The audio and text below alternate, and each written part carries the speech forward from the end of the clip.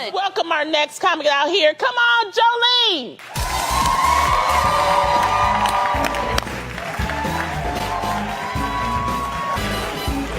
If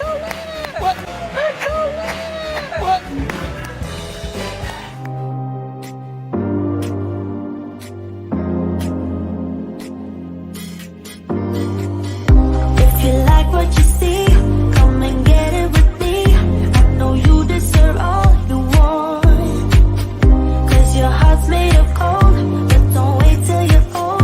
If you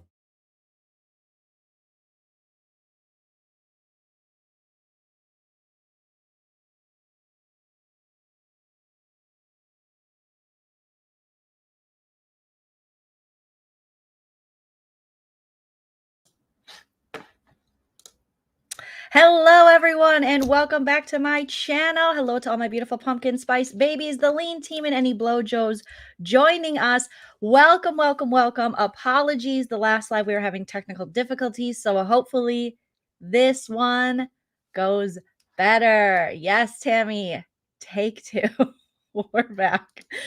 You could see me, and then you couldn't. You could hear me, and then you couldn't, and it was a mess. I don't know. StreamYard's like, what are you doing here on a Saturday night when it's not Big Brother season? StreamYard said, what are you doing here without Dorinda? And I said, being sober.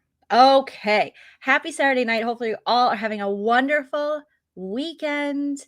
Make sure you smash the like I said, even though I can't see the dislikes. If you dislike it, it does help with my engagement because YouTube took away the dislikes, you guys. They want to stop people from mass disliking. And the haters, they want to stop some people from coming and just lighting up your channel with dislikes because they don't like you. And as your channel grows, you do notice that people just show up days, hours, weeks, months before you're live and dislike it because they don't like you. Or someone that doesn't like you has a channel and told them not to like you. So YouTube has taken that away. YouTube, like we talked about last night, thank you everyone who joined us for Nana's birthday party celebration last night, and also Married to Bravo, where we broke down the Real Housewives of Salt Lake City. And that was fun. We had a really good time. But we talked about this, and we talked about how YouTube could do more. Definitely YouTubes, if you're listening, you could do more to help content creators, to help viewers, to protect us all from some of these people, since it's just us. Okay. You see the dislike button. Okay. See, Mary B, sometimes it's there, sometimes it's not. But I don't know if you guys noticed, but some of these YouTubers are Trey cuckoo. Okay. Yes. Very, very bonanzas. They are very toxic. There's lots of cults on the YouTubes. Okay. I don't want to start any rumors or drama, but some of you guys you don't need a channel. You need therapy. Okay. I think everyone who has a channel, granted, mental health benefits should be for everyone. I know they're not as, we can't get them as easily as we should in the United States. But if you can, you should definitely look into it. Everyone with a channel for sure. Or just go over to Dear Dana. Shout out to Dear Dana. She gives great advice. She's a therapist. You know, she talks about things and cooling your jets and not being a horrible person. You could do that. Otherwise, you could do that talk space that Michael Phelps talks about. Apparently, Michael Phelps went from swimming to mental health advocacy, which is great. Okay. All right. So they took away the dislike, but sometimes it's there, sometimes it's not. I kind of like that the dislike's not there. Obviously for your own ego, for sure. But also because I do think I've experienced so much being on YouTube these past couple of years, and especially during the Panakuchen, that people, they don't want to see you shine. You guys do. You guys are wonderful. But a lot of people, they want to just troll. It's really easy to troll, to never do anything with your life, to just dislike everything, and to team up with another loser that likes to do that. And it's far harder to put yourself out there, be vulnerable, share yourself, but not in a sexy way unless you want to. That's fine. No judgment. Sex positive. So after I've seen the people who are on the YouTubes, I've come to the realization that you guys don't deserve a dislike button. You don't. And of course, when I say you guys, we're never talking about us. Never us. Always them. Always them. Always them. Very political. Always them. Okay. Seriously, no, YouTubers, they're great. I hate to say crazy because crazy is like, I think some of these people can't be rehabilitated because they have no self-awareness.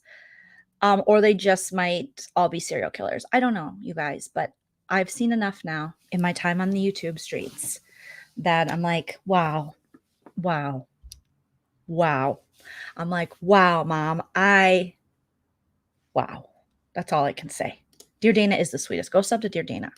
And I do see Shannon Van is here, and I saw that you went live the other day, Shannon Van. Welcome back. Yeah, there's a certain ego, Haru, to some of these YouTubers where it's like, we're on YouTube. We should all make fun of ourselves.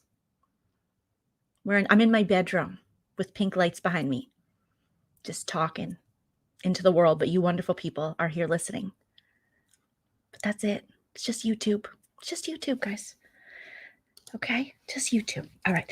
So welcome. We're gonna have a lot of fun. We have so many things to talk about. Some of it is going to get a little serious. It will, because there are some serious things. I'm going to try not to bum you guys out, but there's going to be funny stuff.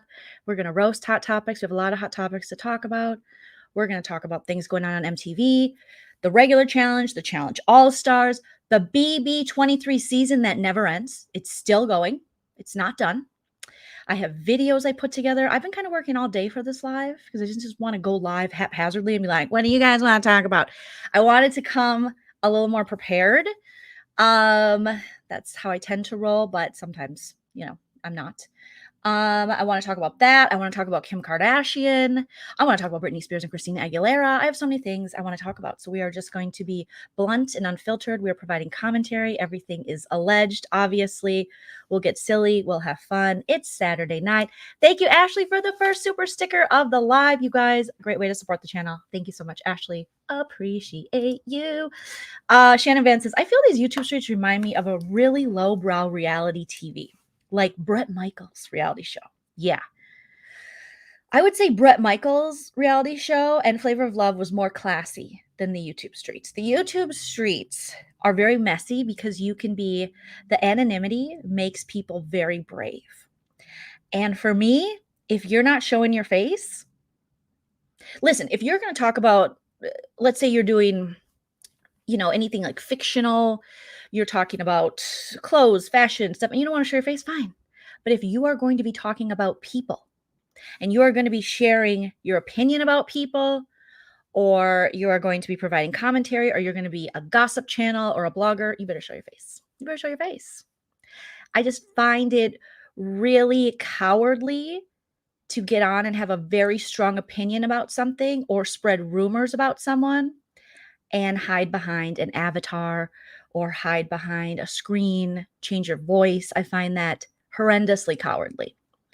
And so I don't think, if YouTube could change one thing, I would say I think they should change that.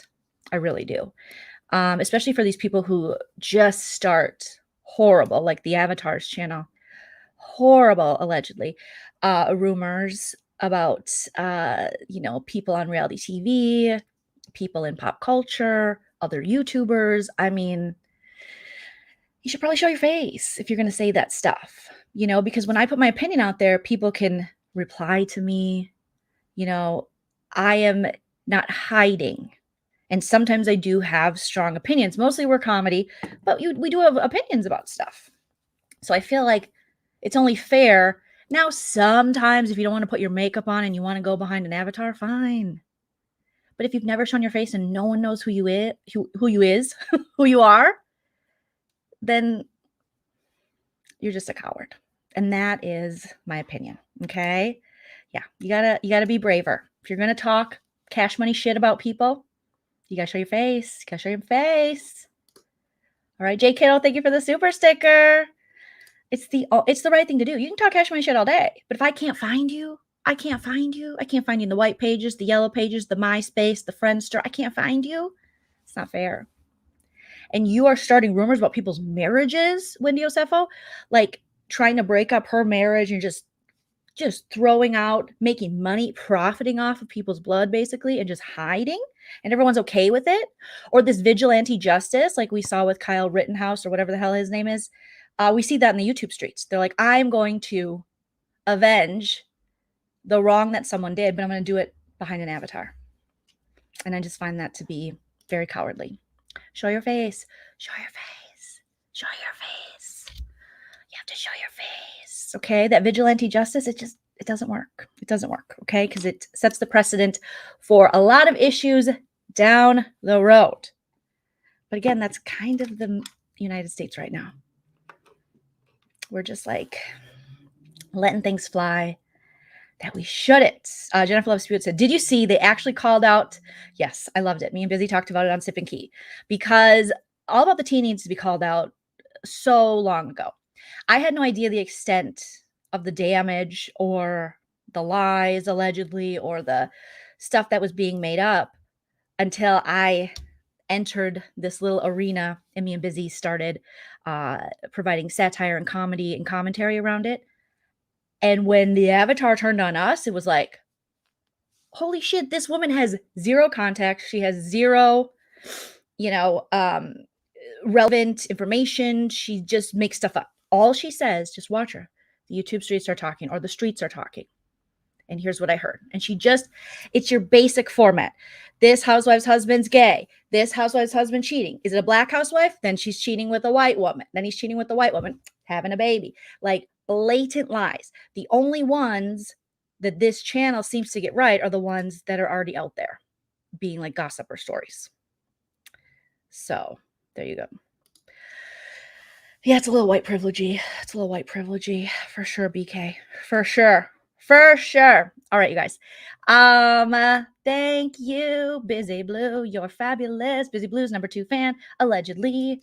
Allegedly, you guys. Let's throw up that allegedly banner so we can talk about all this stuff. And this will be a really casual, fun conversation that we are having tonight. Okay. The Big Brother 23 season will not end.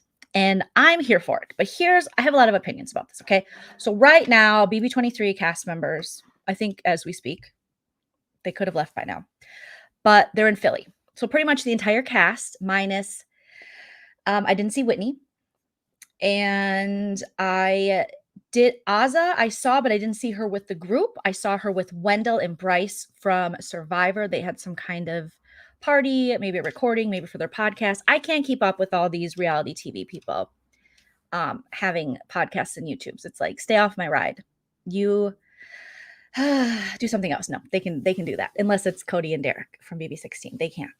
But Wendell, that's fine. So she was there supporting, but it looks like they all went to, and I have a video here, you guys, and I will share it with you. I put a little compilation together of what I could find as I was searching the Instagrams and the Twitters and all that. So I put this together. Let me grab the link here.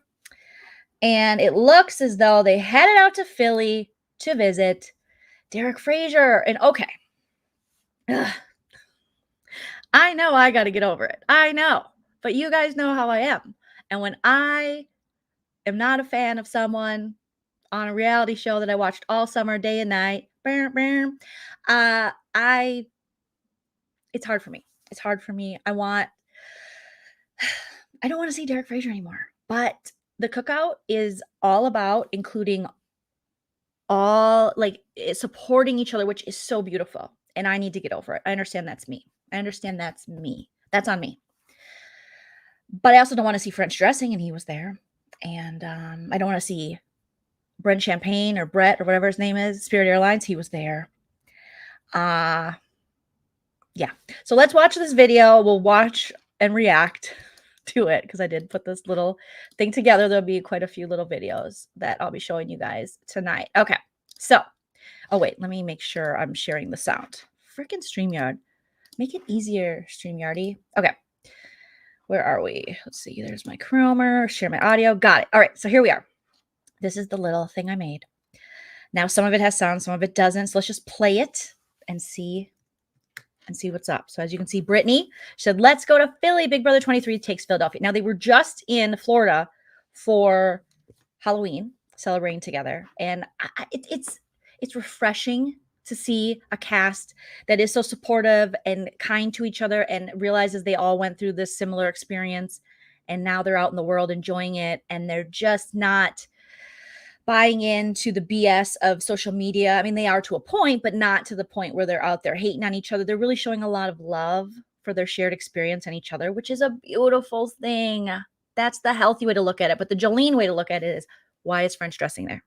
Why are we still hanging out with Derek Frazier? He hates you. He would hate Tiffany if she didn't win America's Favorite Player. And so would Xavier. Okay? They don't like her. But maybe there's been understandings. And again, I watched it on a TV show and a live feeds and postseason. But still, I have to allow, it's their life. I have no control over that. Okay? I got to grow up. I'm growing up slowly. So let's take a look at this. Okay, so I took she always uses music. And so as you can see, there they all are. I mean, and not only is it the BB23, it's BB23 adjacent too, because we have Rohan and Braden from the last season of BB Can. They are showing up everywhere the Big Brother peeps are at. And we also see Jess and Kemi, two of our favorites. Shout out to Jess, girl, let's agree to disagree, and Kemi, and they were there too. So here's Britney. She's so excited. She's like, hey, there's Sarah Beth. Sarah Beth is there. Look at Spirit Airlines, Kyland, Sarah Beth. I mean, did you think? I did not see this coming. I did not see this coming. I really thought someone would be mad at someone. Someone would be petty. And it's probably, I don't know if it's Whitney. I mean, Whitney obviously doesn't get along with some of the cast, but she also has, I think, 2 small kids. So it's probably a lot harder for her to get out. But I didn't see Sarah Beth hanging out with Kylan this soon. I didn't see Brent Champagne, whatever his name is, Spirit Airlines, showing up. I didn't think that, Derek Frazier would just be so beloved by his cast mates. It's like they want to protect each other, which is beautiful. But I'm like, sometimes, okay? Cuties. These two cute. Britney, Xavier looking cute. $750,000 richer. Britney killing it on TikTok. Love that for her.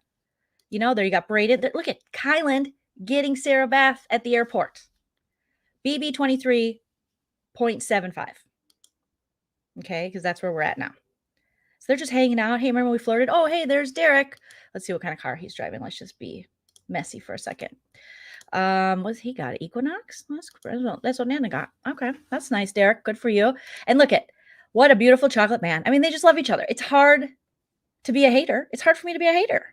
It's hard for me to dislike Derek F now, Daybed Derek, because they're making him look lovable. I know he's not, but okay, whatever.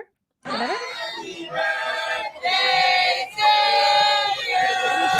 singing happy birthday. Look at French dressing. But I do think French dressing should go home. Who's taking care of the chickens? Who's watching the farm? Farmers don't get vacations. I don't know. I don't know a lot about farms, but they shouldn't get vacations. Okay? Go home.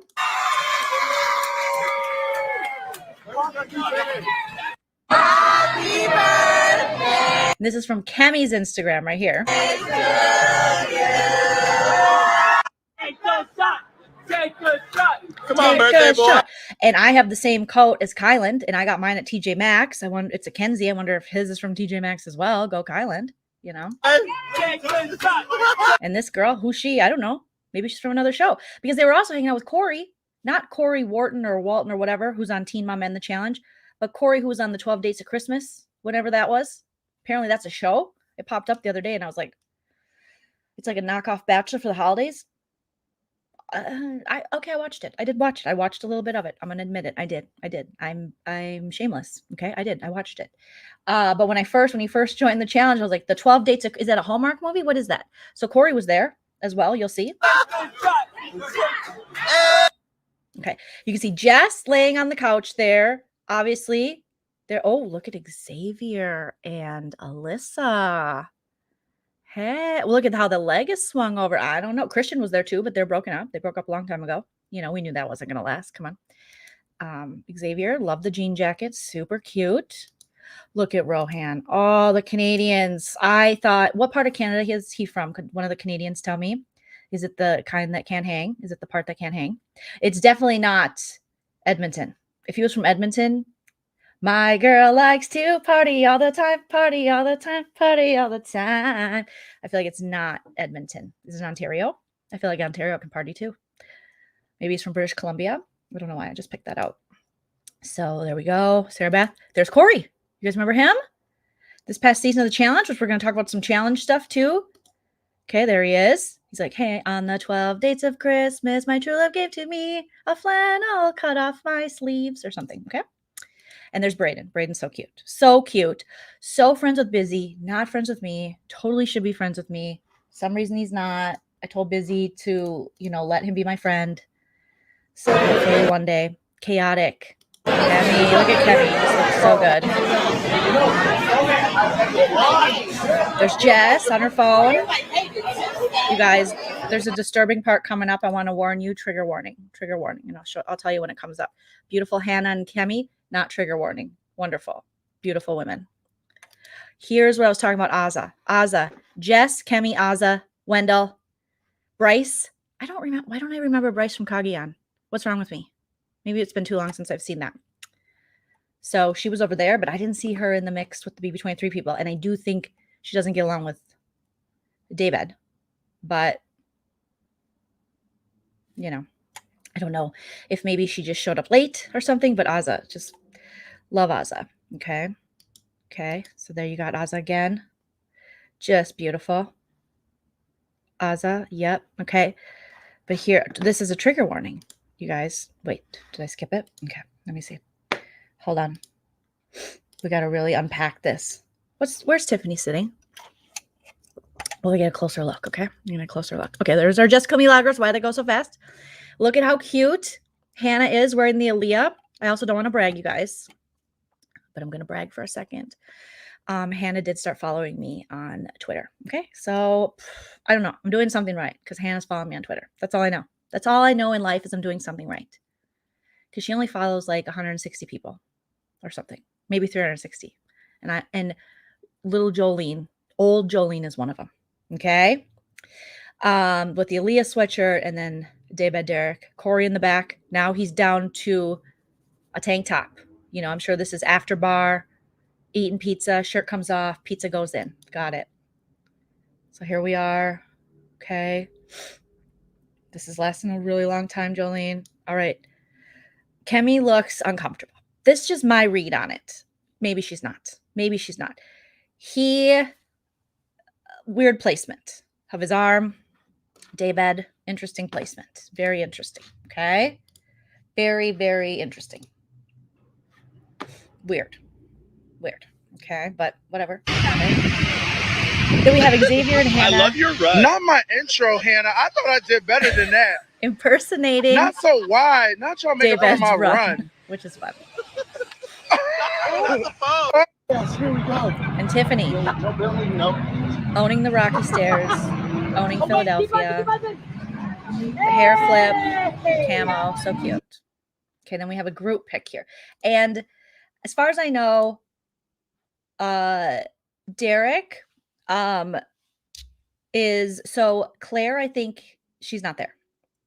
And DX is in Paris. I don't know why. Maybe he's modeling because he looks like a model. They go to Paris. That's what I heard. Not sure. I've never modeled. Okay. And then I went really, okay. That was my trigger. Oh, here's the trigger. Tiffany, what are you doing? You're a grown woman. You can do what you want. You're my age. We can all do what we want. Why are we sitting on French dressing's lap? I love you, Tiffany. Get off that tiny farmer's lap. I can't. It's none of my business. But I just made it my business. Okay. Tiffany looks beautiful. She looks wonderful. The hat. She's got the Hannah pink hat, everything. Chada nailed it. DX is in Paris. Yep. Probably modeling. That's French dressing. She's on French dressing's lap. Now I get it. We're all in love. We're all having fun. We're progressive. It's, 2021, about to be 2022. We're forgive, live and let live. Doesn't mean we have to be on the lap. They're too kind. I could never. That is, go back on Kylan. Sit spider style on Kylan. Sit like a swing set on Kylan. And not this guy. I know she had the best nails. Yeah, just me, Madison. She had like red bottom nails. So it was black on top and then like red on the inside. So it was like red bottom nails. They looked amazing. But yeah, my husband in the chat says, to be fair, Frenchie has French fry thighs, and French fries are fun to sit on. Really? They're McDonald's French fry thighs though, because they're not like, remember Wendy's? Wendy's are like meaty. I got Wendy's French fry. I got wedge thighs. So I told you guys, trigger warning. Again, there she was sitting on his lap, and I'll never understand. But I guess this is not for Joleen to understand. This is not for Joleen to understand. If I was friends with Tiffany, I would say, be careful. Be careful, because that farmer, it's a dangerous farmer. He's a maniac. Oh no. And she's dancing. Maybe she's farting on him. Thank you, BK. You always make things brighter. Yes, that's what she's doing. She's like, listen, I'm going to crop dust your lap. Have you ever done that to someone? It is so freeing. Free your mind and the crop dust will follow. Okay? It is so amazing to fart on someone that you don't like. I highly recommend it. I highly recommend it. All right, so she's crop dusting his lap. It all makes sense now. Never mind. I'm not grossed out anymore. Okay? This is what's happening here. The real production's back here. Look at it's all about the cookout. No. Okay, then Kylie goes over everybody. Hi, there's Roman. There's Spirit Airlines. There's Christian, Tiff. There's French dressing. Ew. Not Kylie coming through with the bad. Okay, Xavier the winner. Okay, Britney, TikTok. Alyssa, bikini line. Their friend who can do the wap. We got Hannah, the best. Brayden, so adorable. Sarah Beth, amazing. And that guy, it's his birthday. Cute. And the boys. Pork Island. Okay. Okay, then they had like a dance off. And this was fun to watch. I kind of sped it up a little bit, you guys. And we have, okay, so this guy right here, the bald guy, is friends with Derek F. I think it's his co-host of the regular No One's Watching Your show he does. But I'm telling you, this guy seems kind of delightful. I might be friends with him. He's just shake that thing, miss. And then Brittany's like, we're going to challenge. Come on, tick tock. They don't stop. And then Hannah's like, no. And then this guy's like, I'm not done. That's my best friend. And then he's like, hump the ground with the wet. That's all wet. Get a bucket. And yep, he got a bucket and a mop, and he mopped the whole floor up with his genitalia. And then the guy's dancing. Kylan can't dance, as you can see. He's square dancing or something. It's Sadie Hawkins. There's Hannah, just wonderful Hannah. And Xavier, look at I do love this with Xavier and Christian. Just Xavier's like raving. He's at a rave, and there we go. So that's that about that, you guys. So they're all together. They're all partying. They're having a blast. And I love that for them. I do. I love that for them. I love that Jess and Kemi are there. I love that Rohan and Brayden are there. I would have kept some people off the invite list, but it's not for me. It's not for me. Okay. It's for them. And I'm glad they're so understanding. And it is kind of beautiful to see in 2021, people just being kind to each other and showing each other such grace. And I'm sure alcohol helps. And, Tiffany was crop dusting French dressing's lap, as BK clearly told us. So everything, it's all good. It's all good in the Big Brother neighborhood. Okay. Rohan is I didn't think so on BB Can, but this postseason, yeah, looks a lot better. Okay. All right. Next topic I want to talk to you guys about. Why is Britney Spears mad at Christina Aguilera? What is going on? What is happening? Well, let's watch and let's see. So the House of Gooch or something, the House of Gucci movie, something's going on. There was a premiere, right? Christina Aguilera stopped on the red carpet. She's asked about Britney Spears. Her publicist steps in and says, we're not talking about it. We're not doing that. Lady Gaga, who I believe is in that movie or show or whatever it is, I'll watch it. I know I will. I just don't know a lot about it. I can only focus on, I can't stop. I'm still in Big Brother mode. BB23 won't end, so I can't focus on anything else. Lady Gaga's asked, and Lady Gaga gives this beautiful, empathetic, wonderful answer. Britney Spears, who is recently free, hashtag free Britney, from her conservatorship. And it's wonderful and fabulous. And she's living her best life. And we wish the best for Britney Spears and everything. She was not happy with Christina Aguilera's reaction. So let's take a look. I made a little video here. And let's see if it'll pop. It might pop up over the screen. We'll watch it. And then we'll see what we think. All right. Have you had any communication? Have you guys had any communication? No, we're not doing that tonight. I'm sorry. Thank you. No, bye. But I'm happy for her. Thank you. Have you had any communication? Have you guys had any communication? No, we're not doing that tonight. I'm sorry. Thank you. No, bye. But I'm happy for her. Thank you. The way that she was treated in this business was really wrong. And the way that women are treated in the music industry is something that I wish would change. I think that she will forever be an inspiration to women. Okay. So as you can see, I watched this a few times and I slowed it down the second time.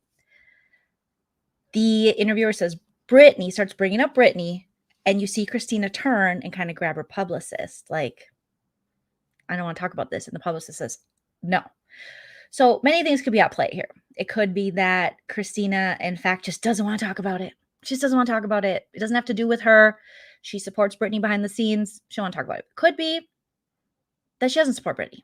I tend to believe she does.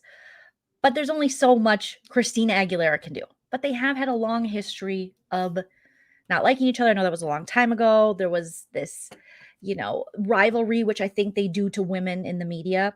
I think it was probably exploited and put, a lot of people flamed, whether it was a small flame in the industry because it sells more records and it's like hot in, the media and stuff, to think of these two talented, sexy, women in their 20s fighting with each other when really there might have been a small rivalry, but they probably could have worked it out had people stepped out of their business. Okay.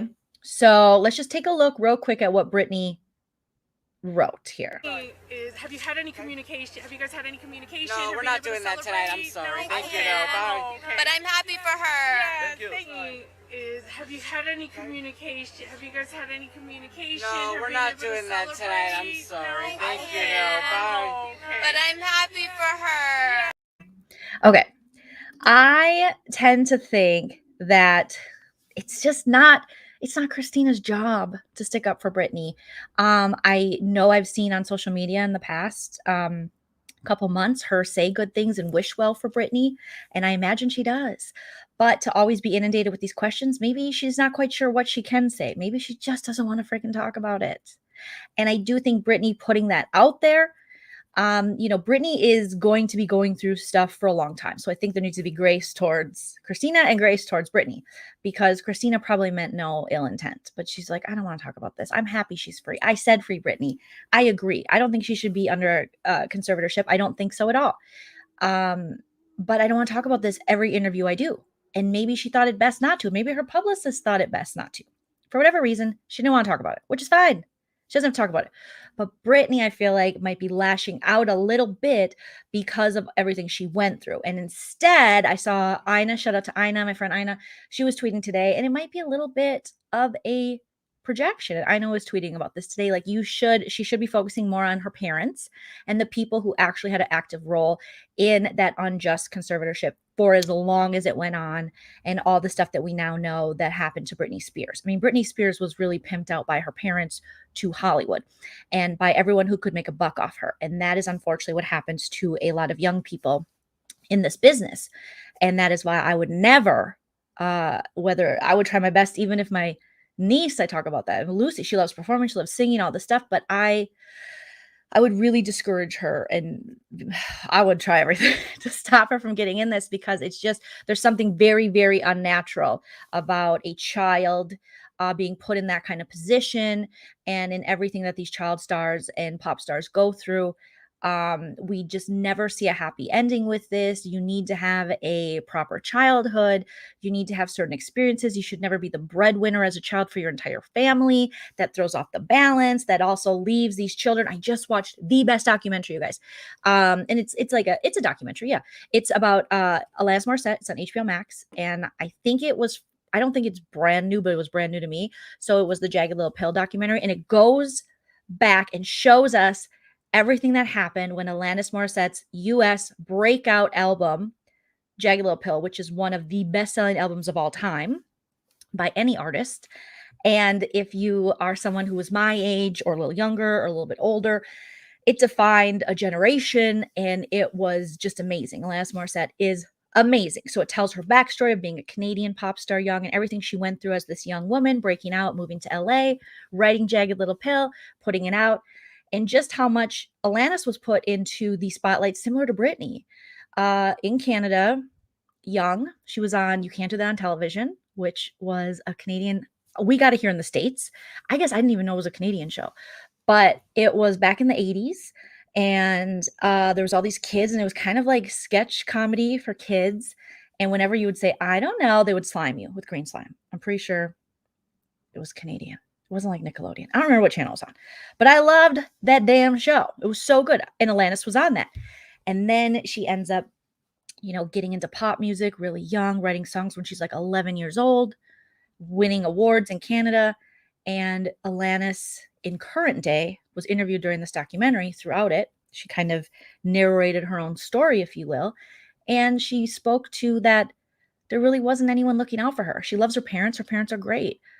But when you're thrust into this machine of entertainment and Hollywood and music as a young child, and we see this whether it be with sports, children, athlete, anytime children are around predominantly adults and children are being used to make money and to profit, we see that there's not a lot of people looking out for their best interest.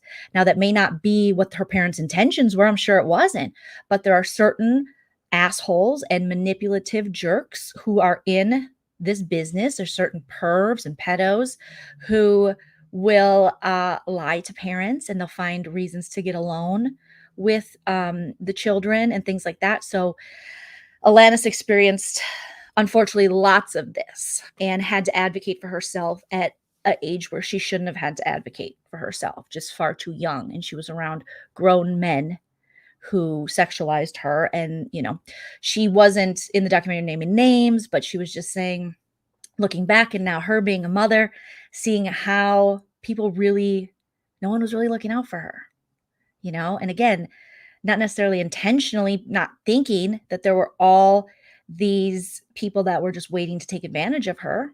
But that's what, unfortunately, we learn through these stories. So it reminded me a lot of the Britney Spears situation of just being,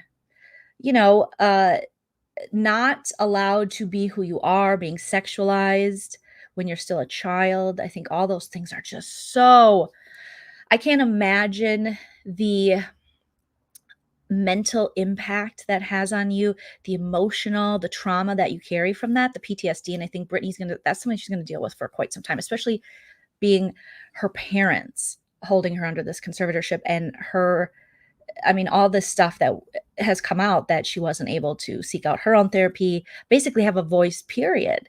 So she might be projecting a little and putting her stuff onto other people. And she's going to be angry. She's going to be mad because anyone in that situation would be freaking mad. They would be very mad, so I understand, but I would hope that, Christina, don't even feed into it. Just let it go.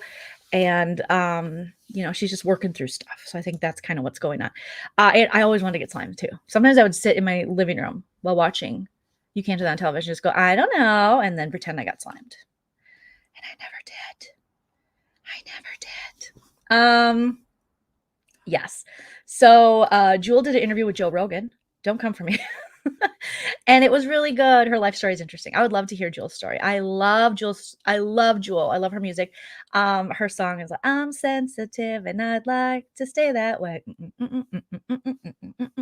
That's a good one. If you've never heard that song, obviously Save Your Soul, all the hits. But I think, unfortunately, a lot of those women artists, and just looking specifically at the 90s, a lot of them have a very similar story to being taken advantage of by some really problematic men and predators. Basically, there's lots of predators in the business, and so when you put young women out there to fend for themselves, and not even young women, I mean, Jewel was a young woman, but children, it's very dangerous. So that's what was going on with Britney Spears and Christina. I just think right now Britney's going to be lashing out for a little bit.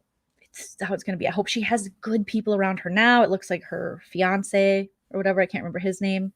Hopefully he's a good guy. I don't know much because we only know, we're just learning more things. So much was hidden from us about Britney Spears. So hopefully she's got good people with her now. I really hope so. But there was some talk that maybe she's not talking to her mom and obviously her dad. Ooh, and, who knows with her sister, what's going on. Oh no, Jewel's mom is, oh no. Oh Lord, poor Jewel. What a sensitive, beautiful, creative soul Jewel is as well. So, yeah, she doesn't want Britney. No, right now is the time where we have to give Britney some grace because, oof. Yeah, I'm telling you, she's going to be going through it. She's going to be going through it for a while. Lots of love to Britney, and we'll stay. And Lady Gaga has come out and said she's not going to. I saw a great interview with her. I don't know how new it is, how she dealing with her own essay, and how she wasn't going to name the person, and how, in Me Too, a lot of people wanted you to name names. But again, we have to realize that not everyone's journey is the same. And she wasn't ready. She's not ready. And a lot of people, it's not a one-stop all. It's similar to sobriety. It's kind of the way I feel going back to reality TV when Lala Kent recently, in the last month or so, was on Watch Happens Live, and she was talking about California sober. Now, I'm not California sober. California sober is when you still smoke weed, but you don't drink and do other things. And she was sitting on a very self-righteous soapbox saying that's not really sober. My thing is, there's not a one-stop shop. If you're in the program, if you are specifically AA or something like that, there are some, what do you want to call them? What is the word I'm looking for? They really have like this one track to sobriety, and it is not one track. Whatever works for you.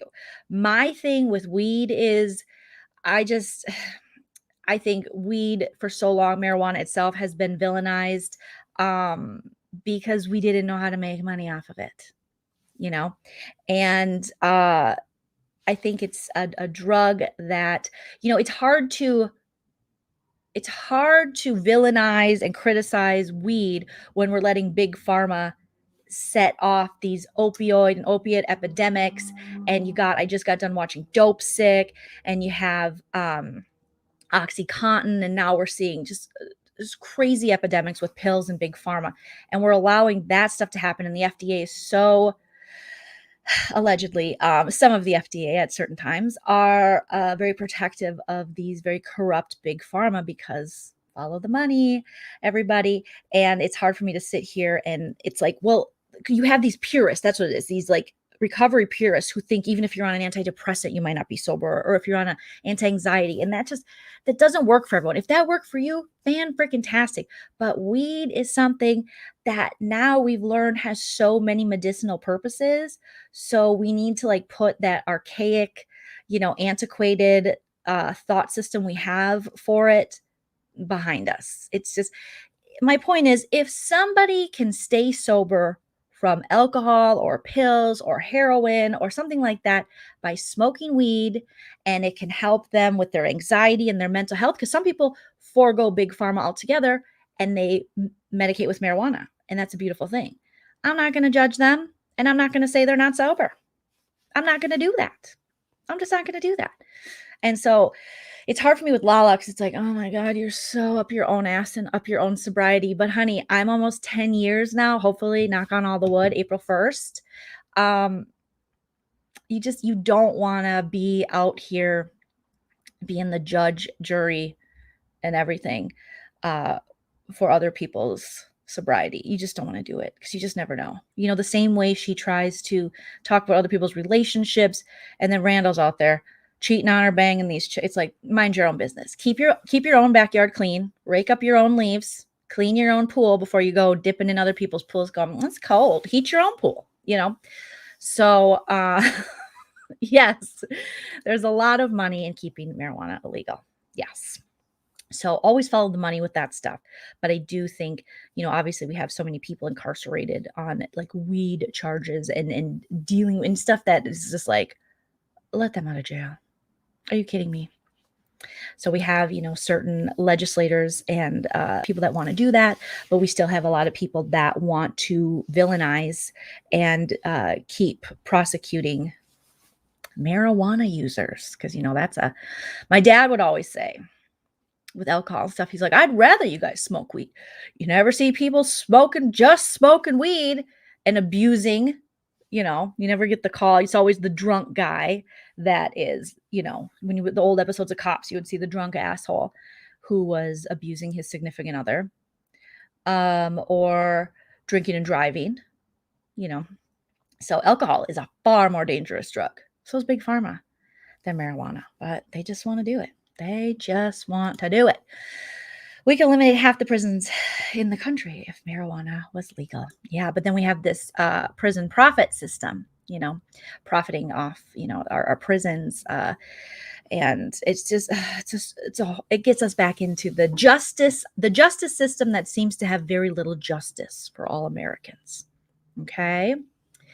So that's got me talking about California sobriety, and just that if you're sober, you're sober. If you're sober through weed, more power to you, edible, whatever, you know what I mean? It comes from the earth, seems a lot more safe than OxyContin and, you know, Smirnoff or whatever the hell we were all drinking to get messed up. Okay. Good point, Joy, unless they beat you up on the way to get snacks. Don't get in the way of a pothead getting some Funyuns, because then you might get tripped or something. You know, but the coordination's a little off, I think, for that. I think that's true. Right, guys?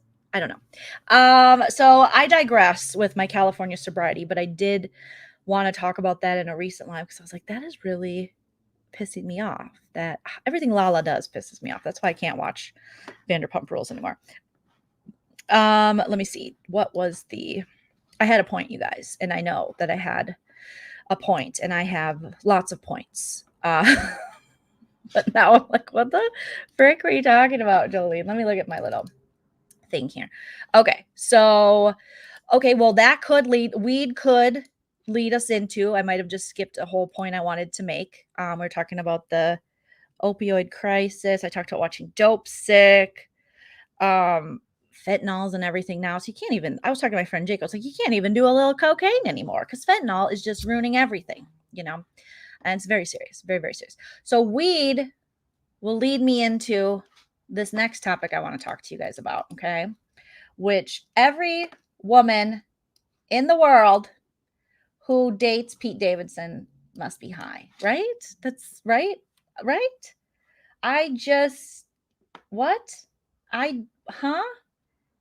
Why? Do you guys ever just sit and wonder, how does Pete Davidson get so much vagina? Does anyone ever wonder that? Is it just me? I don't understand. I'm trying to find my picture here. I got a screenshot of our little PDP. I don't see it. Here's me. I'm going to sound like a real asshole right now. I'm not a big Pete Davidson fan. Okay. I think when Pete Davidson does, I'm sure he's great. I'm sure he's a great guy. But I think when he does his like impressions, it's just like, here's Pete Davidson. You know, there's not a lot that goes into it. That sounds so mean, but it's just my own personal opinion. It doesn't matter. He's on SNL. He's killing it. I think he's gotten a lot of opportunities where I was like, oh, okay, Pete. That's okay. Cool. I don't know why I can't find this picture. Well, anyways, he's dating Kim Kardashian. And he's dated Ariana Grande. Who else has he dated, you guys? He's just dated way too many hot people. And I don't understand what's happening. It could be he's very tall. He's very tall. And women, we are a sucker for funny guys. Okay, that's true. And I've watched so many male comics get undeserved vagina, like so many. Okay, so I do know that is a huge epidemic of, I mean, if you're a funny woman, you get no dick, you get zero dick, you get none. Guys are like, that's not how it's supposed to be. No, I probably got a little bit of dick from being funny, just a little. But I don't get the male comedian. They get all the vagine, okay? Just for having a sense of humor. And some of them, not funny at all, okay? Let's share this picture. So Pete is tall, okay? So we've established he's tall. And I have heard a lot of people that I respect say, he's so hot. I don't see it. He has Gavin Rossdale black nails, circa 90. He's like, I think he's trying to be like 90s dirt cute. Not all girls care about a big D. Yeah, that's true. So I don't even think it's like a big, I don't even think it's a big D, because it's always how you use it. It's never the size. It's the motion in the ocean, as they say. So there's Kim walking with Pete. What was that a tattoo of? Was that a bear? I do like bears. He's tall. He's got a kitschy style. I mean, I like a kitsch. I just don't see it, you guys. I don't see it. He always looks very tired. He's very sleepy. Okay. And if I ever work for SNL, I'm going to have to delete this video. But I don't think they're hiring me anytime soon, so we can talk shit. Okay. I don't get it. Let's see what you guys are saying. Oh, yeah. Kate Beckinsale. What the? Kate Beckinsale? Wasn't she a vampire fighter at one time? Okay, but look at Christina. Christina's like, he's funny and a bit charming to me. And I get it. I like nerdy guys. I do. But he looks like he just woke up from a nap all the time. So maybe charming. Maybe he's super charming. Maybe he is. He does have a big smile. He always looks tired because he has autoimmune disease. He has Crohn's. Well, then I'm a fucking asshole, Shan. That makes me an asshole because I didn't know that. So maybe this just adds to his story. And maybe I should have researched, why does Pete Davidson look tired? And maybe I should have researched, why do women love Pete Davidson? And thank you for sharing that information. Okay? Because now I feel horrible, but I should feel horrible because he has a legitimate chronic illness or autoimmune disease that makes him tired. I've had friends that have Crohn's. Is that what you say? Yeah. I've known some very good Crohn's people. Okay. Is his dick made of diamonds? Not paid by anyone? I think it is. I think it is a diamond. Megan's saying, I don't get this relationship at all. She has 4 kids. Why does she want to adopt a... homely guys are better. Oh, Nancy. Homely guys are better. You know what? There's something to be said for that. Yeah. Hot people don't have to try as hard. That's just true to every aspect of life. You know? So with me, you're going to get someone who's had to try. So that's why, I mean, I was never, if I was in a group with all my girlfriends, I have very beautiful girlfriends. And there was me. Okay. And I'm okay. But I'm talking like my best friend growing up looks like Kim Kardashian. Like she's just beautiful. The guys were never like, Joleen first. But I had to really try. And I had to have a sense of humor. And I know sense of humor doesn't give guys huge boners, but I had to, I had to do more in order to get. Oh, no, Shan, you didn't make me feel bad at all. I appreciate you explaining it to me. No, you did not. I was just joking around. But I'm sure he doesn't live. Yeah, he's a young, what is he? I think he's perpetually 23. How old is Pete Davidson? I'm going to look it up on my phone. Okay, do you think he'd be hilarious? When's the last time you heard him say something hilarious? Is that just me? I'm sure he's very funny. But comparatively to who's on SNL, he would be probably in my bottom tier of SNL players, right? Right? Let's see who's on. Let's see first. Okay, so Pete, now that we're just haters ball over here, Joleen, Pete Davidson. I know he does have a tragic story too, where his dad died in 9/11, I think. Okay, so he was born in 1993. Okay. My brother watched his movie and my brother said it sucked. But that's my brother Bill in Wisconsin. I don't know.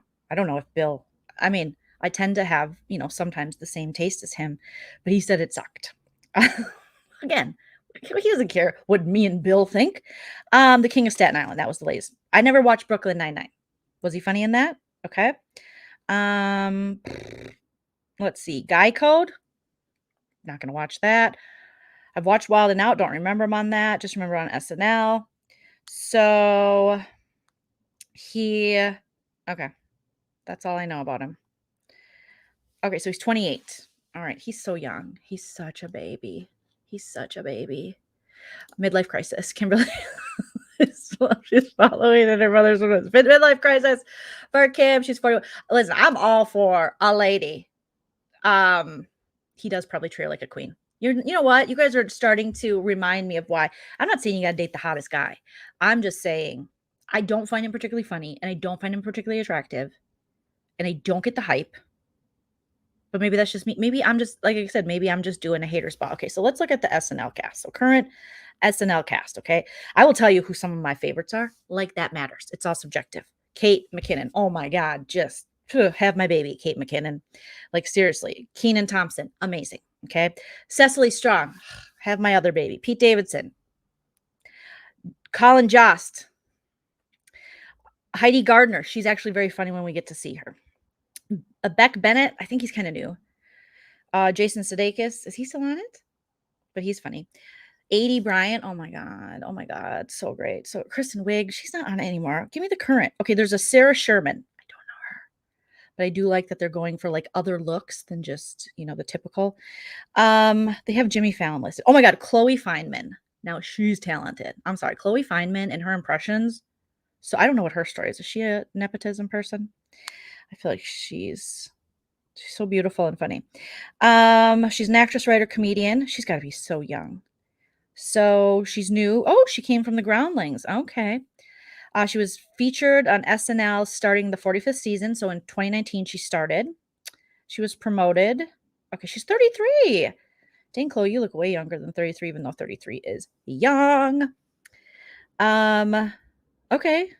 Is she a famous person's kid? Why does she just reminds me of a famous person's kid. Which is like everyone in LA. Except for me. Okay. Personal life.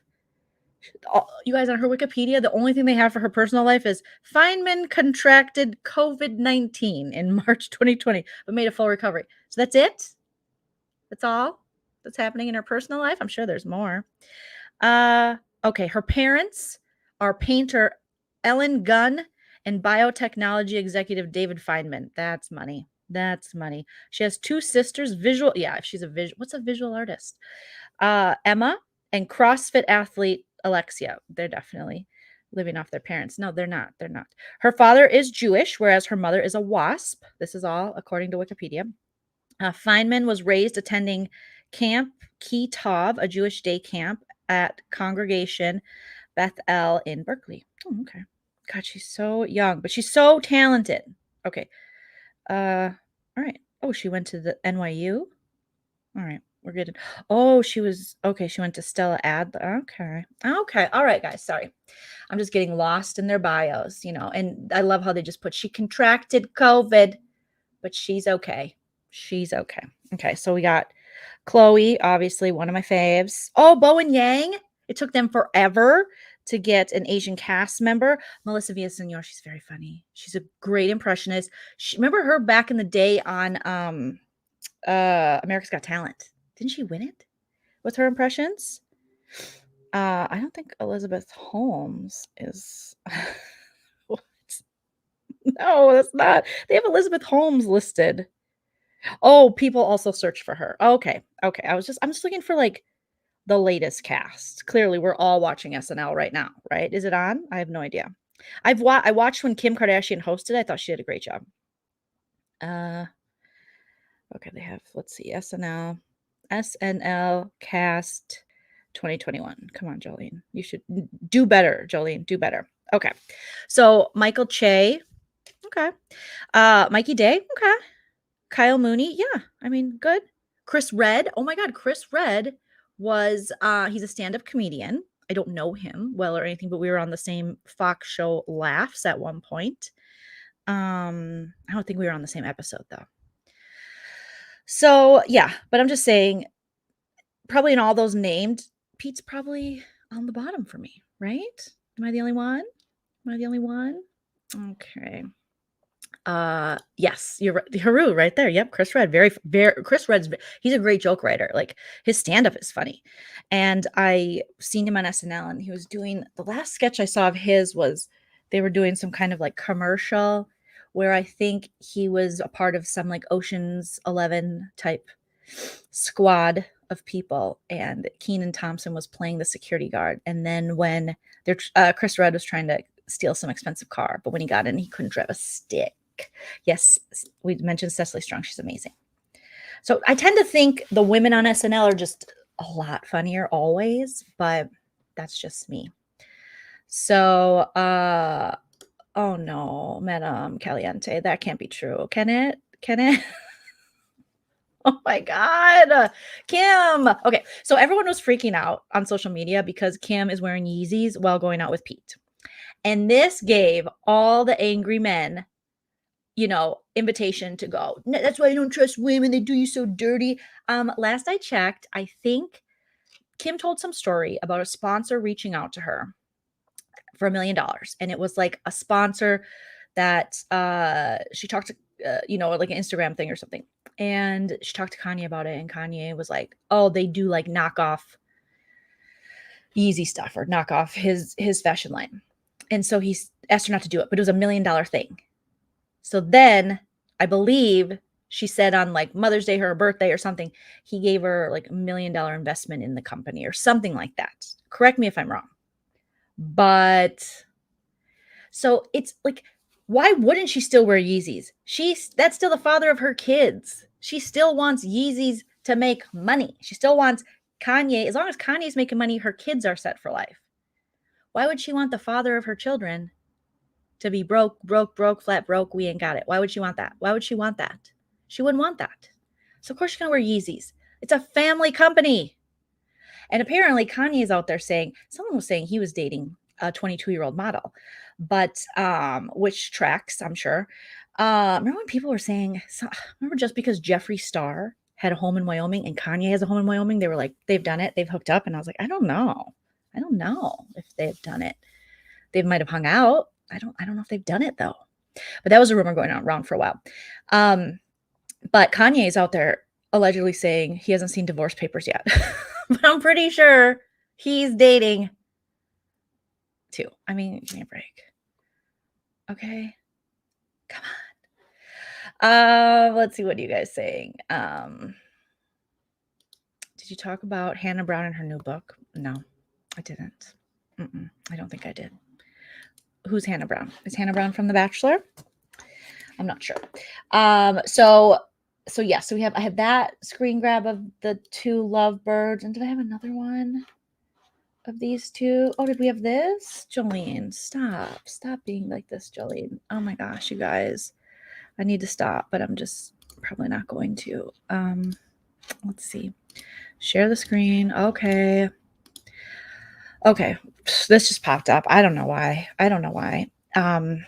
But apparently, wow. Thanks, Hannah. I'm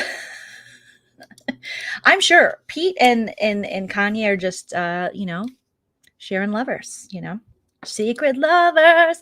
I'm shaking. So Pete's appeal we have established is his height, his goofiness. He probably is a very attentive lover because hot people, I was previously talking about that before my ADHD got me distracted. They, when you're just hot your whole life, you don't have to work for a lot. Things come easy to you. So you dial it in, you phone it in, you phone home. Okay. You ET phone home. But when you're someone who hasn't been hot their whole life, like me and Pete Davidson, we have to try more. Okay. So you're going to get more from us. We're putting it in, the charisma. You have to really build your portfolio, your romance portfolio. And that's what he has to do. But imagine Pete being I don't know. I would I think Kim is smart enough to slow her roll on not probably marrying. She could Elizabeth Taylor. I wouldn't be surprised if, Kim's like, listen, I'm just going to lean full in. I'm not going to lean back. I'm going to lean in to this whole marriage thing.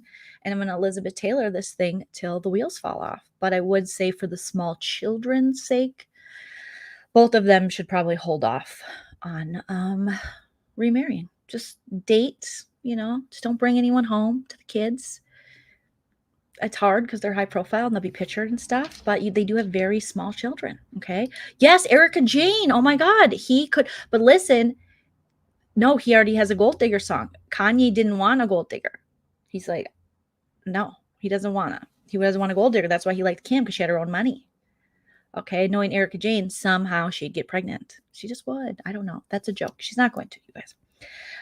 The kids would probably have a great time with Pete. But what if Pete doesn't last? That's what I'm saying. You can't have too many people coming in their lives. The same way Kanye, he can't be inviting the women to meet the kids either. You got to protect them. Okay. That's me talking, not as a parent. So how dare I? How dare I? All right. Kids she said she wouldn't be like, okay, well then there you go. There you go. I probably read that somewhere, went in the back of my head, filed it in the places where I should know how to do basic division. And instead, I filed my Kim Kardashian knowledge back there. So now when people give me math problems, I'm like, I don't know. But I can tell you that a certain member of SNL had COVID-19 in March 2020. And that's on her personal life Wikipedia. And she survived it. And that's what I'll remember. Is anyone reading Porsha's book? Is anybody? Anybody? No? Okay. I don't know. There's so many books that I have to read. I hate reading any of the housewives books, but I should. But I just hate the idea that I just don't like that. Okay. Speaking of which, okay, so now let's talk about, are you guys watching the Challenge All-Stars on Paramount Plus? Oh my gosh. So if you follow me for challenge stuff, me and Miranda, we decided it wasn't bringing us joy. The MTV's The Challenge, they jumped the shark so long ago. It has now become a show that is about Casey, who's boring from Big Brother, Josh, who's boring from Big Brother, Fessy, who's boring from Big Brother, Nani, boring, Devin, boring, all the boring people. And Big Brother ruined it. Bad casting ruined it. They put so much money in their explosions where I could give zero shits about the challenges. I mean, I know some people care for that, but we really watch for the partying, the social aspect, all that stuff. And it's really bad. It's very produced. The drama's fabricated. I can't stand it. It makes me sad. It makes my heart sad. Okay. Yeah, it used to be so good. It used to be back in the day, Just Me Madison. It was so good. It had its issues for sure. It had its issues. And things that, have come out through the years. And we had too many seasons of Johnny Bananas. But there were like real relationships and friendships. And now it's just fabricated bullshit. And they picked the wrong Big Brother people. And it's a sad display. So Paramount Plus decided to experiment with bringing old challenge players back, like my age, from back in the day, back and having them do a more condensed version of the challenge and call it All Stars. And the first season was amazing. Yes, from Road Rules Semester at Sea won. And there were just so many greats. And I believe Mark Long, who was in the first season ever of Road Rules, he was a big driving force behind getting the show made. And now we have season 2 and season 3 already on the docket for January. I'm so excited with these. They're not even reboots, but revisiting of these shows when they worked. Because we saw how MTV ruined Real World as well. Real World was the show. That was the show. That was when we learned just so much about young people and youth and different people coming together to live together, 7 strangers living together to find out what happens. People stop being polite and start getting real, like people you would never expect to be with each other. But then it became, let's cast some models, let's cast Instagram people. It's just trash. Okay. But now I think they're experimenting, other avenues, there other streaming services are doing. I think Netflix might have like Living Together and Drunk in Our 20s or something. It's a working title. I don't know what the title of the show is, but it's very real world-esque. So now I saw previews. Oh my God, I'm like so excited. So Thanksgiving, I'm definitely going to cover this. I'll do like a one-off little live about it. The Real World, we head back to New York. Okay, that was really good with Eric Nice and everyone and Heather B and just amazing, right? And we learned that Becky is a real life Karen or Becky from the first season ever of The Real World in New York. Horrible, because they bring them back together. They brought them back to the loft. So they're going these old seasons of Real World and they're bringing them back to the place where it all started. So this is 1992, I think. Yeah, that they were there. So they haven't been there since then. So, all these years later, they come back and they were still talking about, Kevin was talking about his fight with Becky, about race. And still, all these years later in 2022, some people, Becky, didn't want to have the conversation. She was like, I do not have privilege. I know a lot about Black people as a white woman. I have a chalet in France. I don't know. She said something about, and I took an African ballet class. So, and all the Africans in my African ballet class loved them. Like she literally was talking like that. Just the post, if you are ever like, what is white privilege? What is, just blatant ignorance, just the kind that you just are happy to have. It's Becky. She was like, nope, there's not a racist bone in my body. I don't see color. She's one of those ladies. So watching her, she left the show early, but everyone else, it was wonderful to see Julie and Heather and Eric and the rest of them. I feel so bad, but I don't remember all their names right now. To see them come back together. Eric tested positive for COVID, so he had to like join virtually, which was so on brand for the Panakuchen. And this time it was kind of sad for him, but hopefully they do it again. And it was just wonderful to follow these people's lives, but very disappointing and sad to see that Becky from the first Real World ever has not evolved one bit and was like, I'm not doing this. I don't want to talk about race. Well, of course, Becky, that's part of your privilege, but she doesn't think she has a privilege, even though she got to leave the United States and go somewhere else during COVID. Okay. But now on Thanksgiving, they're going back to LA, the second season. So they're not necessarily going by order, because I think the next one they're doing is New Orleans, maybe. That means Melissa's going to be, and Julie and the blonde chick that married Scott Wolf from Party of Five. I mean, be still my 90s teenage heart. Okay. So they're doing the Real World, Los Angeles, LA. And Tammy is back. David is back. They're all back. Everyone except for, which one isn't back? One of them isn't back. Glenn's back. Tammy's back. Beth's back. True story. That guy, the country singer, is back. The chick that was a cop with the bangs still has bangs. She's back. David's back. Puck, obviously. No, he wasn't. Puck was in 3, Joleen. What are you talking about? So disregard that. David. And one of them didn't come back. Who am I not thinking? Oh, the little blonde guy. The little Izod guy, or whatever those things are called. Him. Okay. Thank you, Dazan. Thank you. I heard Parvati got called for the challenge. P.S. What other Survivor players would you want to see on the challenge? Oh, God. Austin Rob. No, I'm just kidding. Tyson. Why not? Throw him in there. Wendell. God, I'd really have to think about this. There's so many. Jay should come back.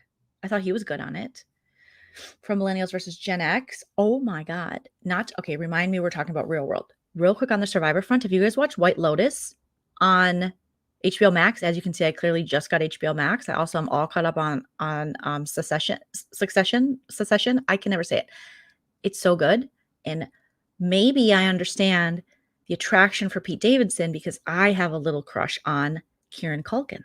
And his character is horrific on the show, but he's so cute. He's a Culkin. I did everything from Macaulay too back in the day. I'm not saying it's done. So that might be creepy. I don't know. But he's short. They're shorter. But yeah. So maybe that's similar to that. Okay. So White Lotus was actually written by that Mike guy who was in David versus Goliath, the TV writer. He created it. And it's so good. It's so good. If you have HBO Max, watch it. It's got Connie Britton.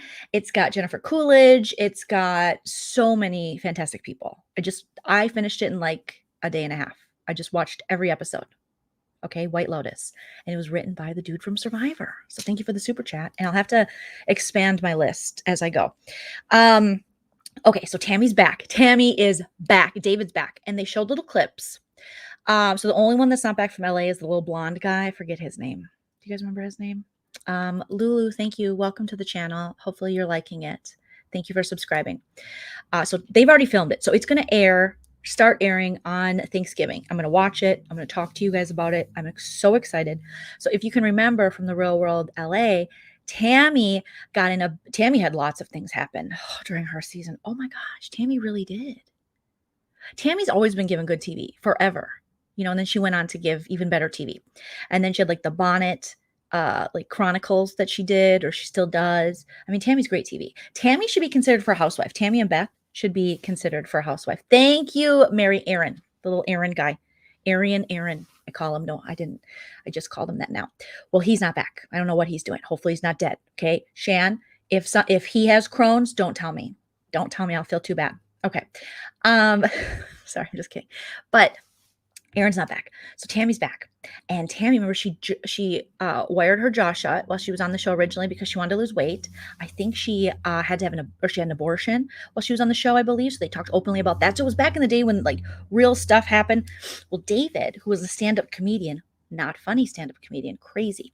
Someone on Twitter was saying it was between David and Dave Chappelle in casting. Whoa, you guys really missed the mark. You could have had Dave Chappelle and you picked David. Well, anyways, David seemed to be... something was going on with David. I think he was a little fragile, and maybe Tammy turned him down one too many times, but he pulled off the covers on Tammy. She was in her bra and underwear. She told him to stop, but she was laughing because she was nervous, and it was this whole thing. It's like when no means no, and then he was like, "Shut up, Beth, you dumb bitch," and Beth is like, "She said no," and then they asked David to leave the house, and then I think he was in House Party or maybe some Kid and Play movies, but really we haven't seen a lot from David. And it looks like David hasn't changed a whole bunch because they were doing an interview with I believe, and David got up because Tammy's husband showed up. And I guess Tammy's husband shows up while they're living in the house because they have them live in the house for like a weekend or a week or something, and they revisit their past and they reconnect. It's really interesting. It's like a real world homecoming, I think they call it. So apparently Tammy's husband showed up and wanted to talk to David. So there's some drama. And then in the interview, David's like, "Shut up, Tammy," or something, and gets up when he sees Tammy's husband's coming. I was like, David, you haven't changed. I never liked David. I didn't see the appeal of David. But yeah, I can't wait. So we'll talk more about it when that hits. But what I wanted to say is All Stars. Okay, so we have the Challenge All Stars, and we have season 2 out. Season 3 is going to drop in January. I mean, we're literally, as the kids say, we're getting fed. We're getting fed well. All right. Now, there are so many wonderful people who are back. Tina is back for the Challenge All Stars this season. Derek is back. Jody is back. Ayana is back. And I want to say Ayana so the first 2 episodes were, we didn't see an elimination until the second episode.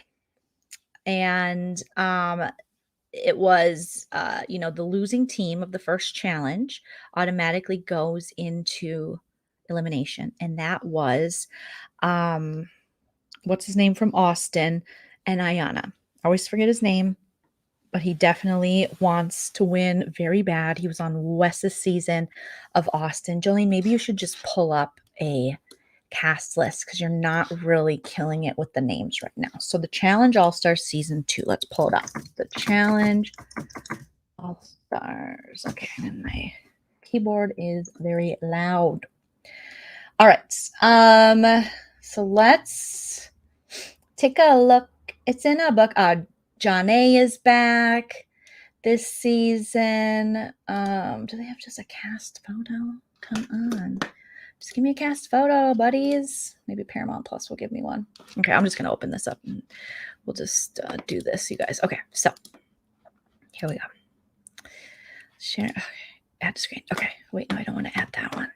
I want to do this. Share Okay, stop screen. I want to share. Do I want to share video file? No, I don't want to share video file. I want to share my screen. Okay, there's my Chrome tab. I just hear busy in my head. Chrome tab. Okay, so here we go. Challenge All-Stars, Season 3. We got MJ. I think he was Real World Philadelphia. We have Darrell, who's just the king of this. Tina. But the star was really Ayanna. And Ayanna was voted, or she had lost the first elimination. And so she had to automatically go, or she lost the first competition. So she had to automatically go into the elimination. And she was great. And so did Leah. Do you guys remember Leah? So Ayanna is from, I believe, Veronica's season and Yes's season of Semester at Sea, if I remember correctly, because she accused Veronica back in the day of plagiarizing her paper. If you guys remember that. That was pretty iconic. And she was on other seasons, or a few seasons of the challenge, but she hasn't been back in a long time. Some of these people have not done the challenge. This show is so interesting because it's based, so far they've done a good job on basing it on, authenticity and the real relationships, and the castings, I think, been done a lot better than the regular challenge. So Ayanna, she's there, and then so she loses, she's automatically in, and then who gets voted in is Leah, and Leah is from Real World Paris, the one that CT was on back in the day. So if you kids are ever like, where did CT come from? He came from the Real World Paris back in the day, and Leah was on it, and she has not kept in contact with any of these people in all these years, so she had no real connection. So going back into All Stars, a lot of it is about connections they've kept through the years, and there is pre-gaming that always goes on with challenge seasons, and so she didn't really do that. So Ayanna had to go up against her, and then the guys' elimination. Derek from Cancun, he went home, and he had such a tragic story. He was on Janae's season and Jasmine's season of the Real World Cancun, and he lost his sister. She took her own life right before he left for the show, but she was always a big fan of him doing the show, so he still went. So he was struggling through that. It was just very heartbreaking episode. And I know I took some little screen grabs here because I'm like, me and Miranda are going to talk about this, so I know that I want to keep these, but then it's like, did I keep them? I have all these screenshots. I need a producer. Who wants to be my producer? Okay. Let's see. Do I have a challenge folder? Of course, that would. Oh, I do. I do have a challenge folder. Okay. So let me just pull up some of these and tell you guys. Oh, okay. Oh my God. So I got some pretty good screen grabs. All right. So Nehemiah is versus Derek, and Nehemiah from the Austin season, Wes's season of the Real World. So Nehemiah I find to be kind of annoying. He's just kind of annoying. Okay. And he doesn't like, okay, Nehemiah, whatever. So Nehemiah picks Derek to go in. And I was like, no, Derek, we just heard a sad story. So he beats Derek, but Derek holds his own in this. And then Ayanna beats Leah because Ayanna's so strong. They have this, it's like they have to do these puzzles and then pull these like 300-pound coffins or something, something crazy, right? So let's see, we're seeing, this is at the end. And as you can see, you got Derek, you got Janae over here, MJ. Rumor has it there might be a little love connection with MJ and Janae, but I don't know because that's what the Twitter people say. But I think Janae is married, so maybe that's not true.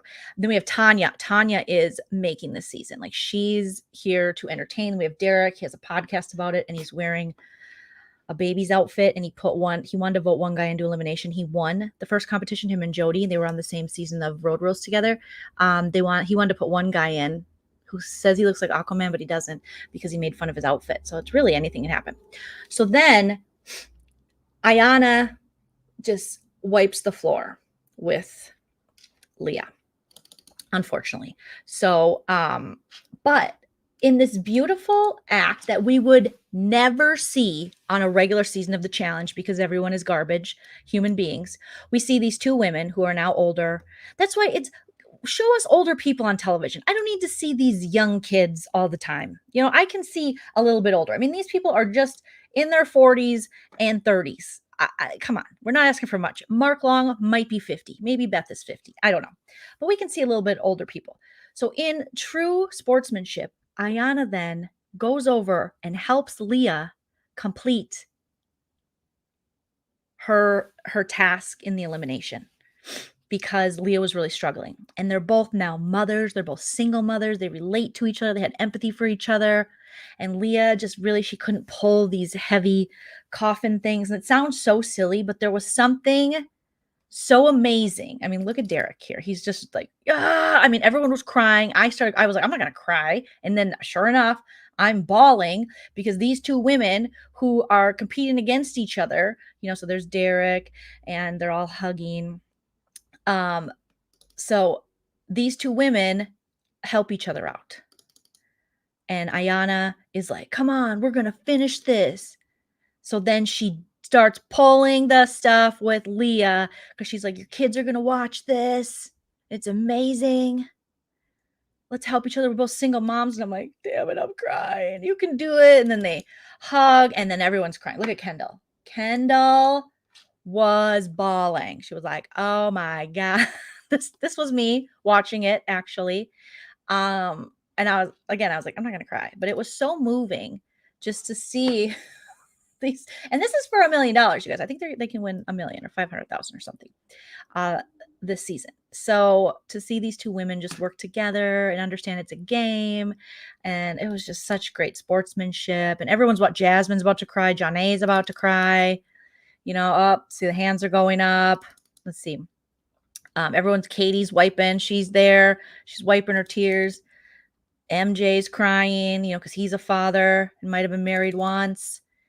They're hugging. I mean, these are competitors. They're competing for $1 million if they find a way to freaking hug each other. Look at Jasmine. She's just, I can't take it. Everyone's eyeliner's running.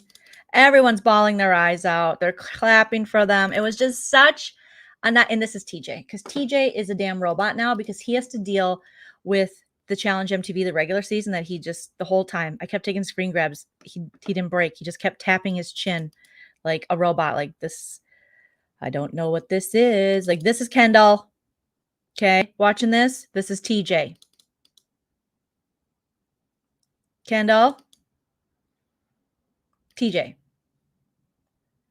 Kendall.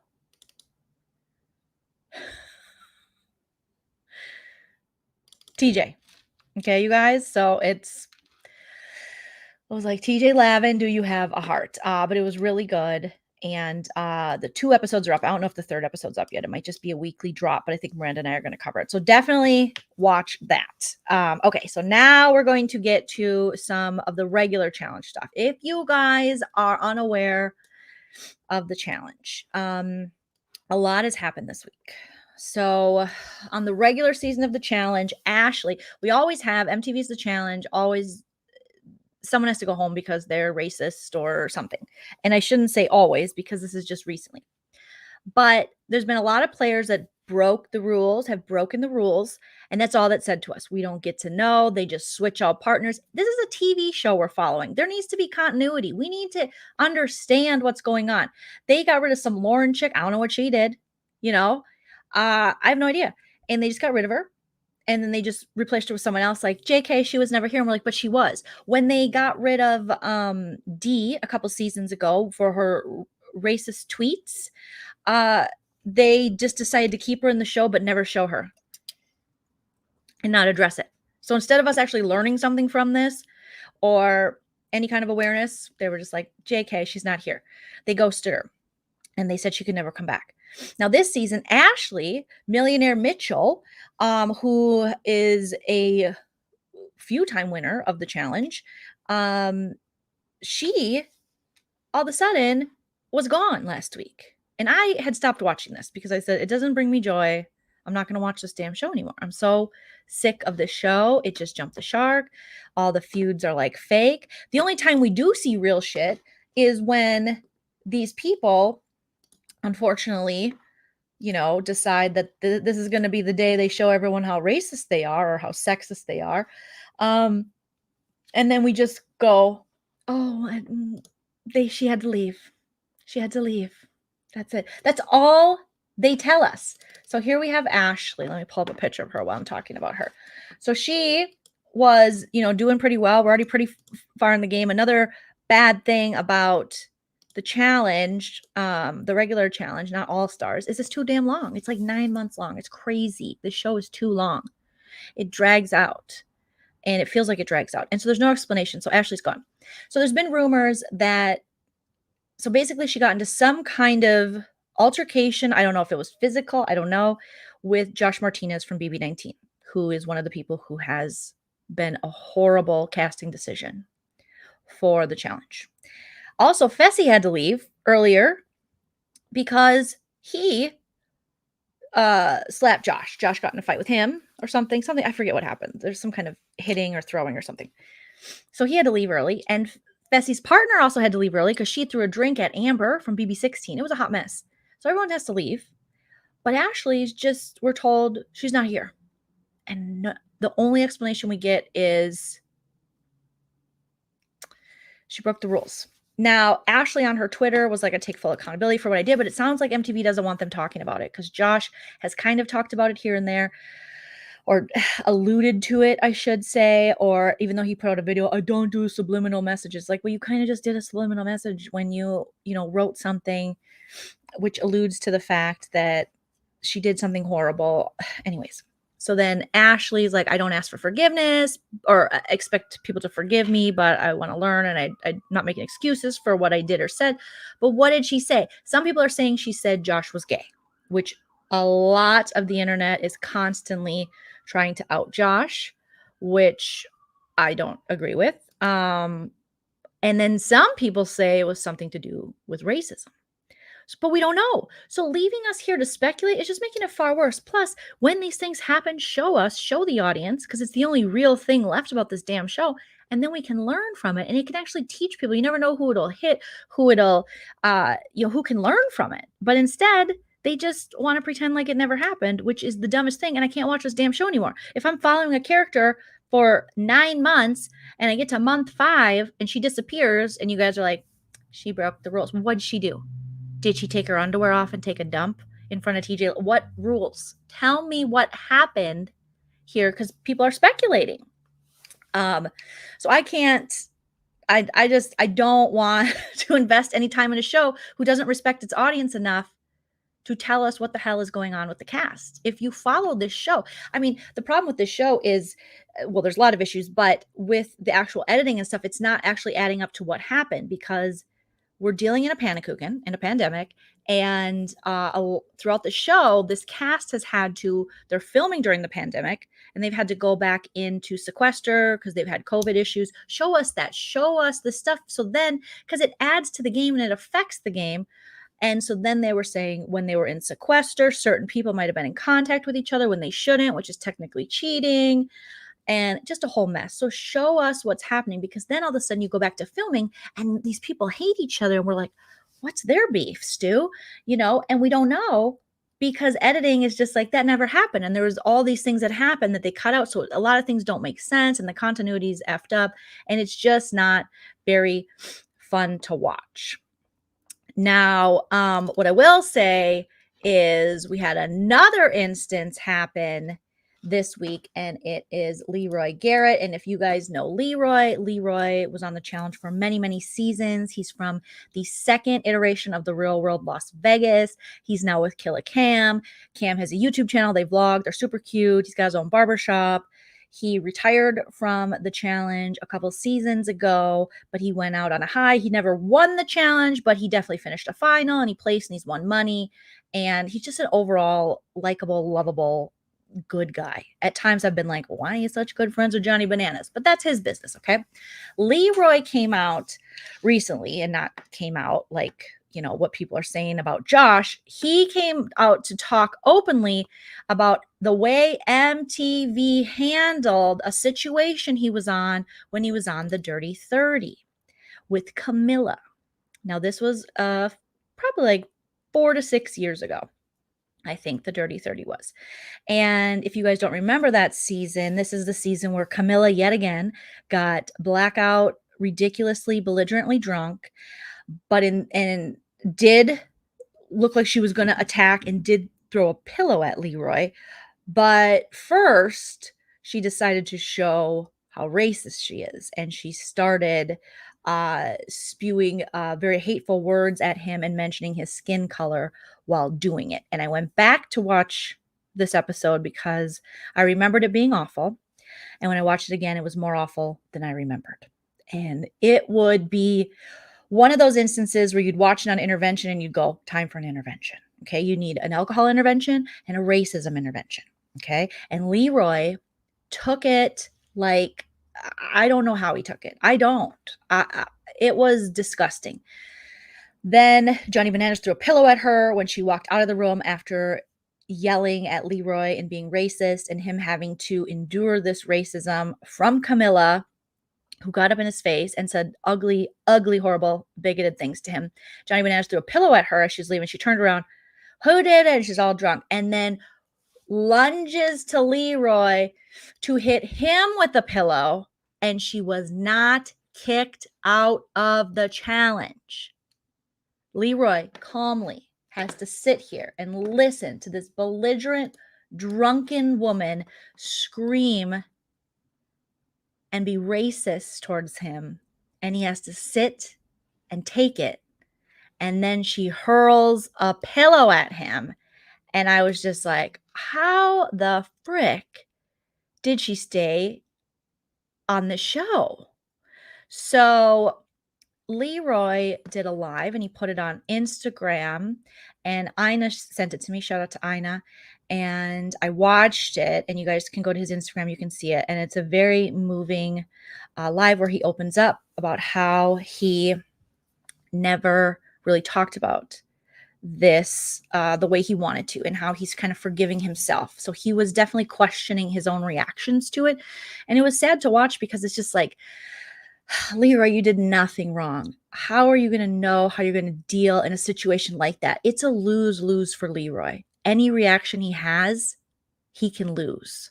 Where Camilla goes on to win that season. So Leroy had to watch her do this to him.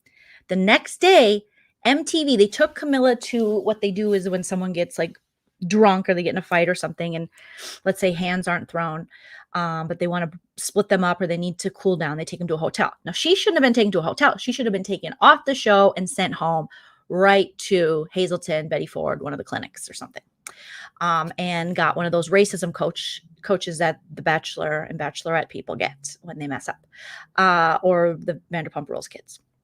But she didn't. She got to stay. She came back the next day. And when TJ Lavin, the host, came, Leroy said, it wasn't mentioned. Leroy had to bring it up. And he shared so many emotions about it that were very powerful, of just like the shame he felt. And I mean, you're already on a show where you're definitely the minority, and the show's gotten better about casting a more diverse, this is Leroy in his Instagram live, casting a more diverse cast, but still hasn't stopped the problem of the way that MTV and the challenge deal with racism on the show. And this is just a really gross way. So he goes on to explain that he was, obviously like heartbroken, but he also, in that time, Camilla was in power in the game. And he was kind of worried about that. And he's like, I shouldn't have thought about that. I'm dealing with racism, and I think he thinks he wanted to be a better spokesperson for Black Americans and show and point it out, but that's not up to you. That is when your allies step in. That is when your white allies step in. Now, he did give credit to Jemmy. We all know Jemmy. And says she's a true ally. He did give credit to Johnny Bananas, even though I think Johnny Bananas just made the situation worse by throwing the pillow.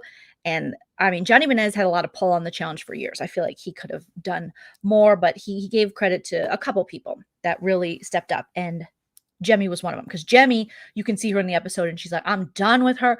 Black men have to deal with enough in this country. They don't need that bullshit. Like, you're done. But a lot of other people went on to continue to be friends with her. Camilla went on to win that season. And with Leroy, I think he had some guilt toward himself and maybe toward just kind of not speaking up the way he would have wanted to now. But it's a workplace. They're supposed to protect you. Also, why should someone's belligerent, aggressive, freaking drunken, racist ass, why should they get to affect Leroy's bag? You know, why should that get to affect the money Leroy wants to make? Leroy's there for money. And he knows, unfortunately, that he could get fired. That, who knows? I mean, we see this happen all the time in just regular world, you know, in our regular lives in the United States. So you're asking a lot, I feel like, of yourself, Leroy, and anyone's asking a lot of Leroy to think that he's going to balance this wonderfully. That's why I wish MTV should have kicked her off.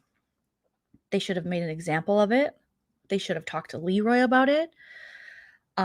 They should have, you know, I mean, let's hear more from Jemmye. How you can be a good friend and a white ally to your friends of color when this kind of thing happens. Unfortunately, they didn't. They just went on with the show, and Leroy had to watch her win. Not only that, so after this happens, and he ends up saying, I don't think she's racist, because at the time, he just wants it to go away. Because who wants something like that following them and that to be over your head? It's just a really dirty, icky thing.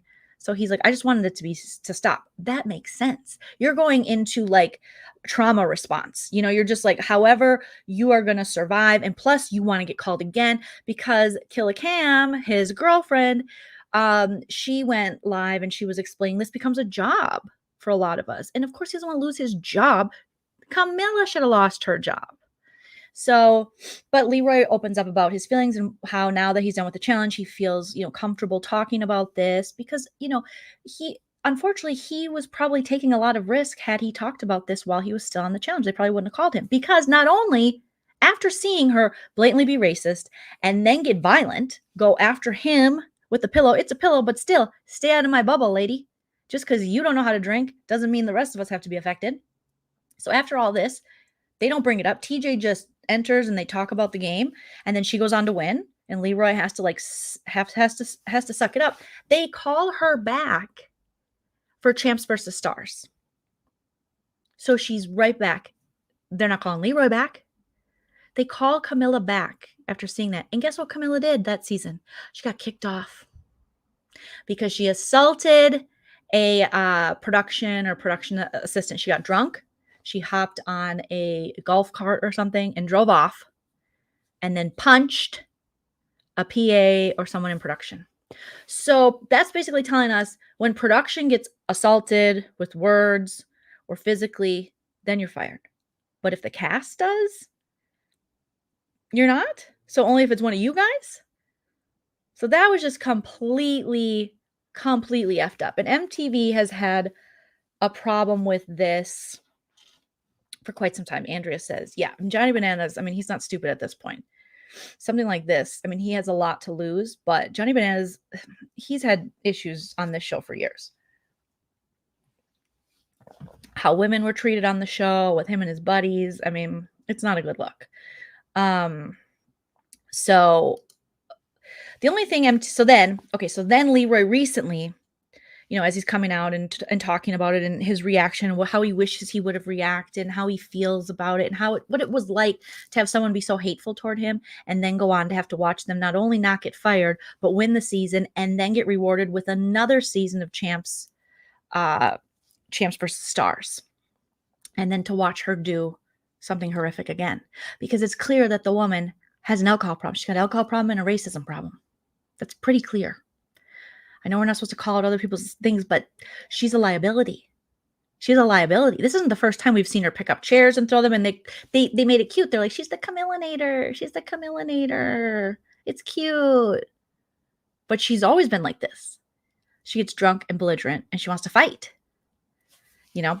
So definitely check out this live that Leroy did. I thought it was fantastic. And then Cam's live as well, supporting him and kind of, you know, recognizing who had their back in the situation and who didn't. And there was this fantastic,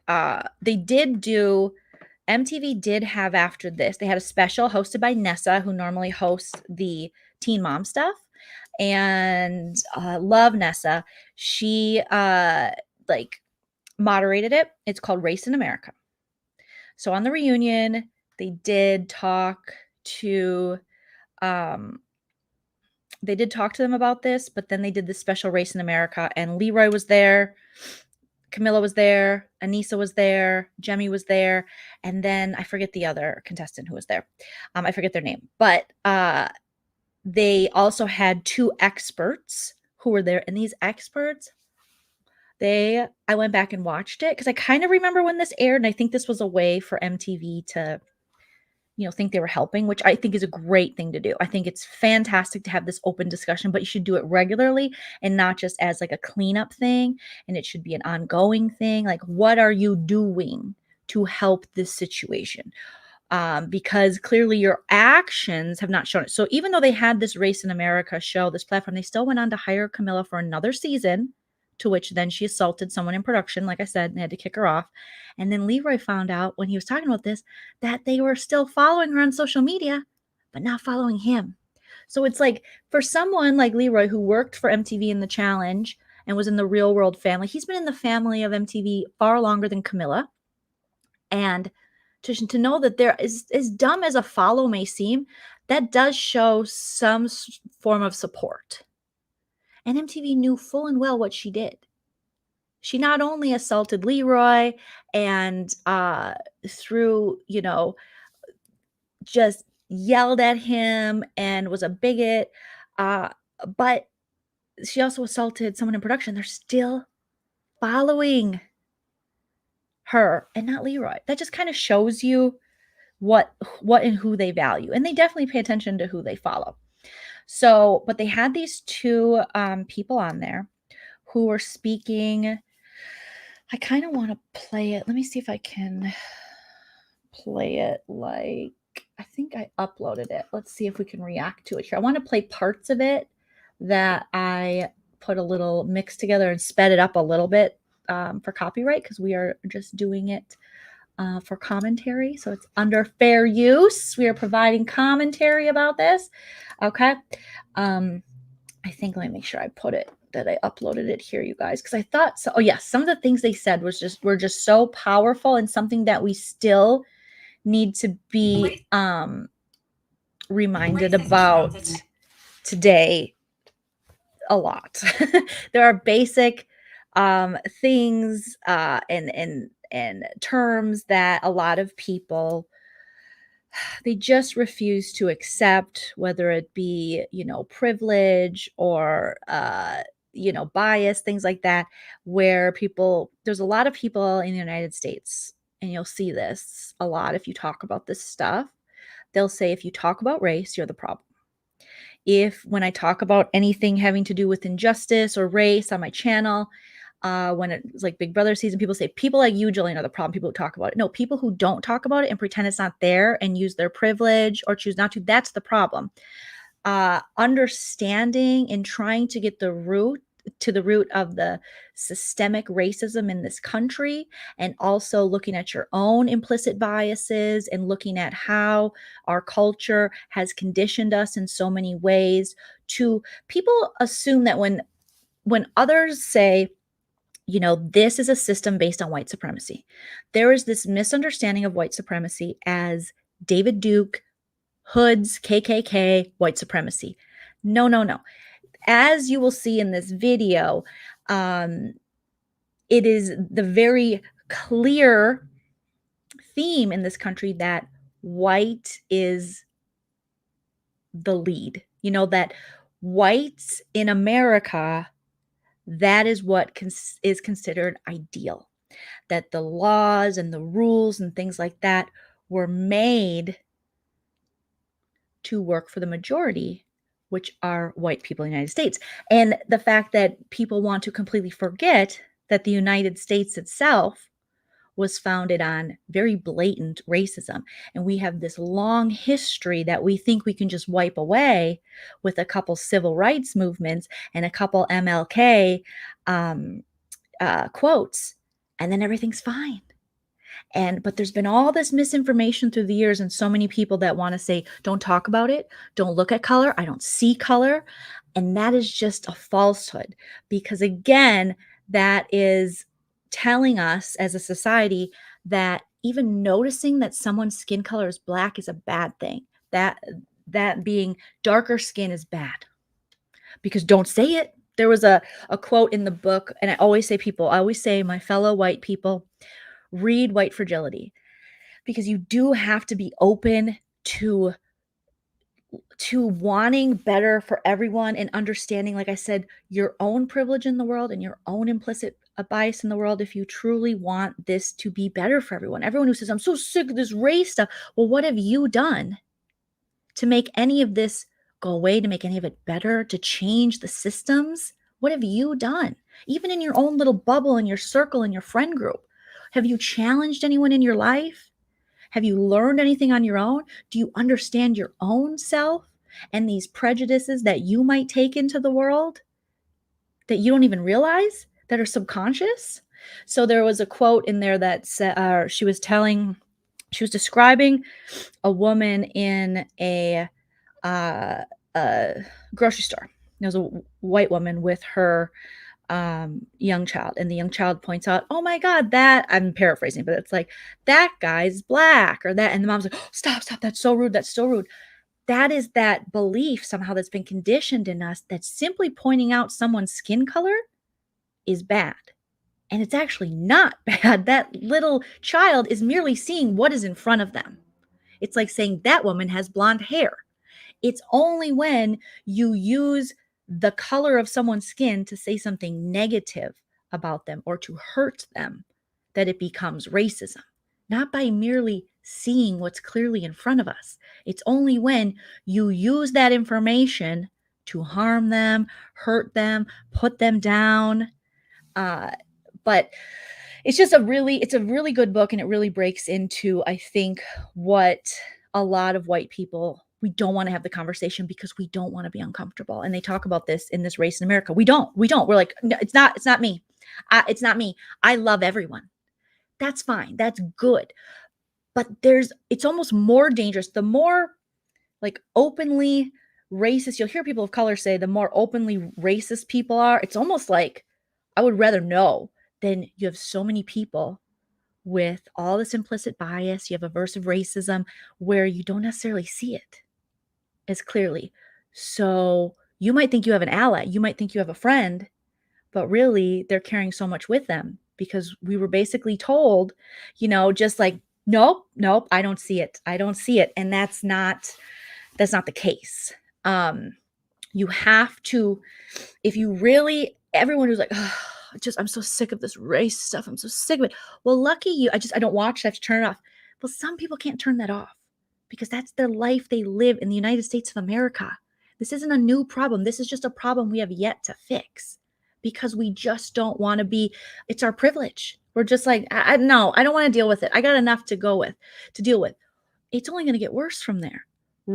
People, they call me out all the time for talking about this shit, and they will say, you're the problem. It's like, because I want to understand my own biases, and I want to make sure that if I have children down the road, or even for my, niece and nephew and things like that, that I have a better understanding, and also so that I don't pass on these implicit biases that only make it worse for people of color in the United States, that I want to actually be an ally and know what to say and know what to do in these situations.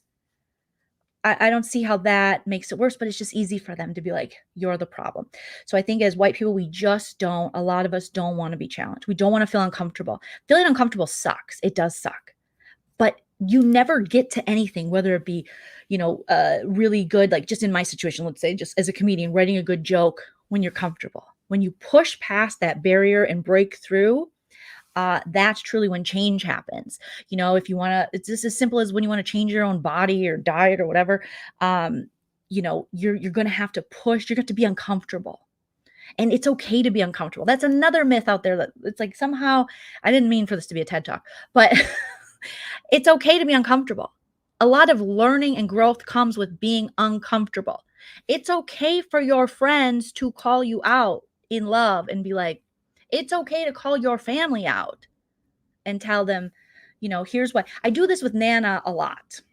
And some people get mad. They you know, people are really protective of Nana, and I love that. But my goal is never to embarrass Nana, hurt Nana, and Nana is the most loving person. And someone put a quote of hers from Friday night, her birthday live, where my mom said, I just don't want to make someone's life worse. And I think that's what how a lot of us feel. We don't. And a lot of us are scared to say things. Will it be, you know, I don't know if I'm saying it right, but the best thing to do is to educate yourself and ask the questions rather than just like, I don't want to talk about it, or keep saying the wrong thing. That can hurt people. So what I do with Nana is I will correct her on that stuff. Because just as when I was growing up, she would correct me on things, you know, but people are like, leave Nana alone. She's older. But I know my mom, and my mom definitely wants to progress, and my mom loves people, and my mom isn't saying things out of hate. It's just these things that we've been conditioned and these biases that we don't even realize we have. So just like saying, if you guys watched Friday night's episode, and I was just kind of giving my mom a hard time, but also pointing stuff out to her that, you know, she got these two Asian housewives mixed up. And there's only 3 Asian housewives in all of the Housewives franchises. And just how that is such a thing that happens to Asian women, to Indian women, to people of color. There's a whole show in Los Angeles that Indian female comedians put together because they all get mistaken for each other by white women.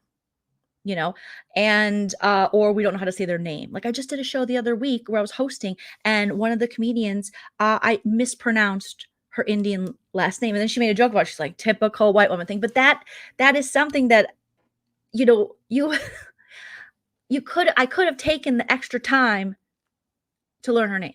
I could have. And I was, you know, obsessing about it in my head. I'm like, oh, I don't want to get this wrong. I don't want to look like a freaking Karen. You know, I just got my nails stuck in my hair. Okay, sorry. I need to get my nails filled. So they're this one's a little loose. But, you know, there are times where you're going to be uncomfortable. And I was definitely uncomfortable because I'm like, oh, no, I don't want to be.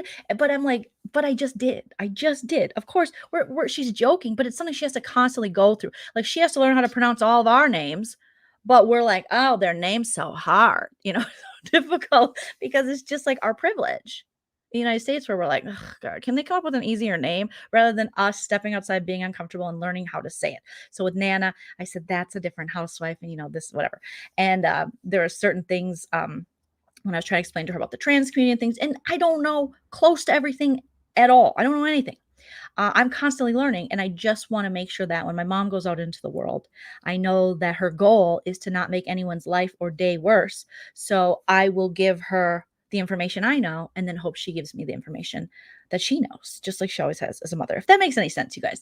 But I do that. And I think that there's ways that we can talk to our family members and loved ones when they say things. I mean, I grew up in a place, in an area where racism was pretty blatant. Luckily not my parents didn't say racist shit, but a lot of my friends' parents, a lot of my, you know, other family members. And still to this day, there are times that I go to family events and they're like, oh, fucking Joleen, she's going to say something. And I'm like, I'm going to say something because I know you're better than this. And I know that this is very hurtful to a lot of people. And why are you saying that?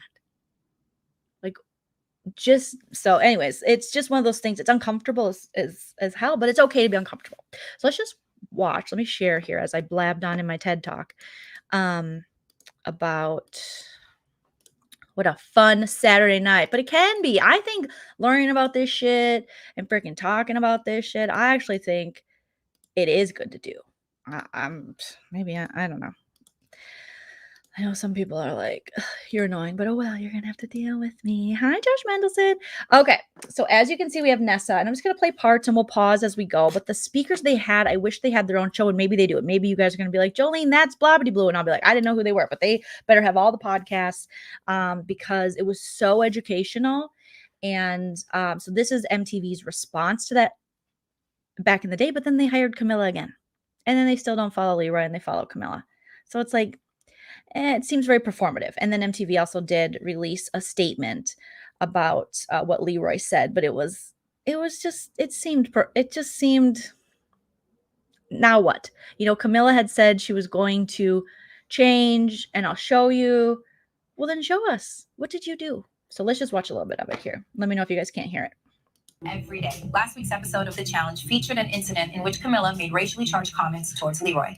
Incidents like this are unfortunate, but all too common. Our generation has a responsibility to confront racism head on. Therefore, we're taking this opportunity to have an open dialogue about bias and intolerance and to examine the role young people can take to disrupt the legacy of racism in our country. We know this issue can't be tackled in one night.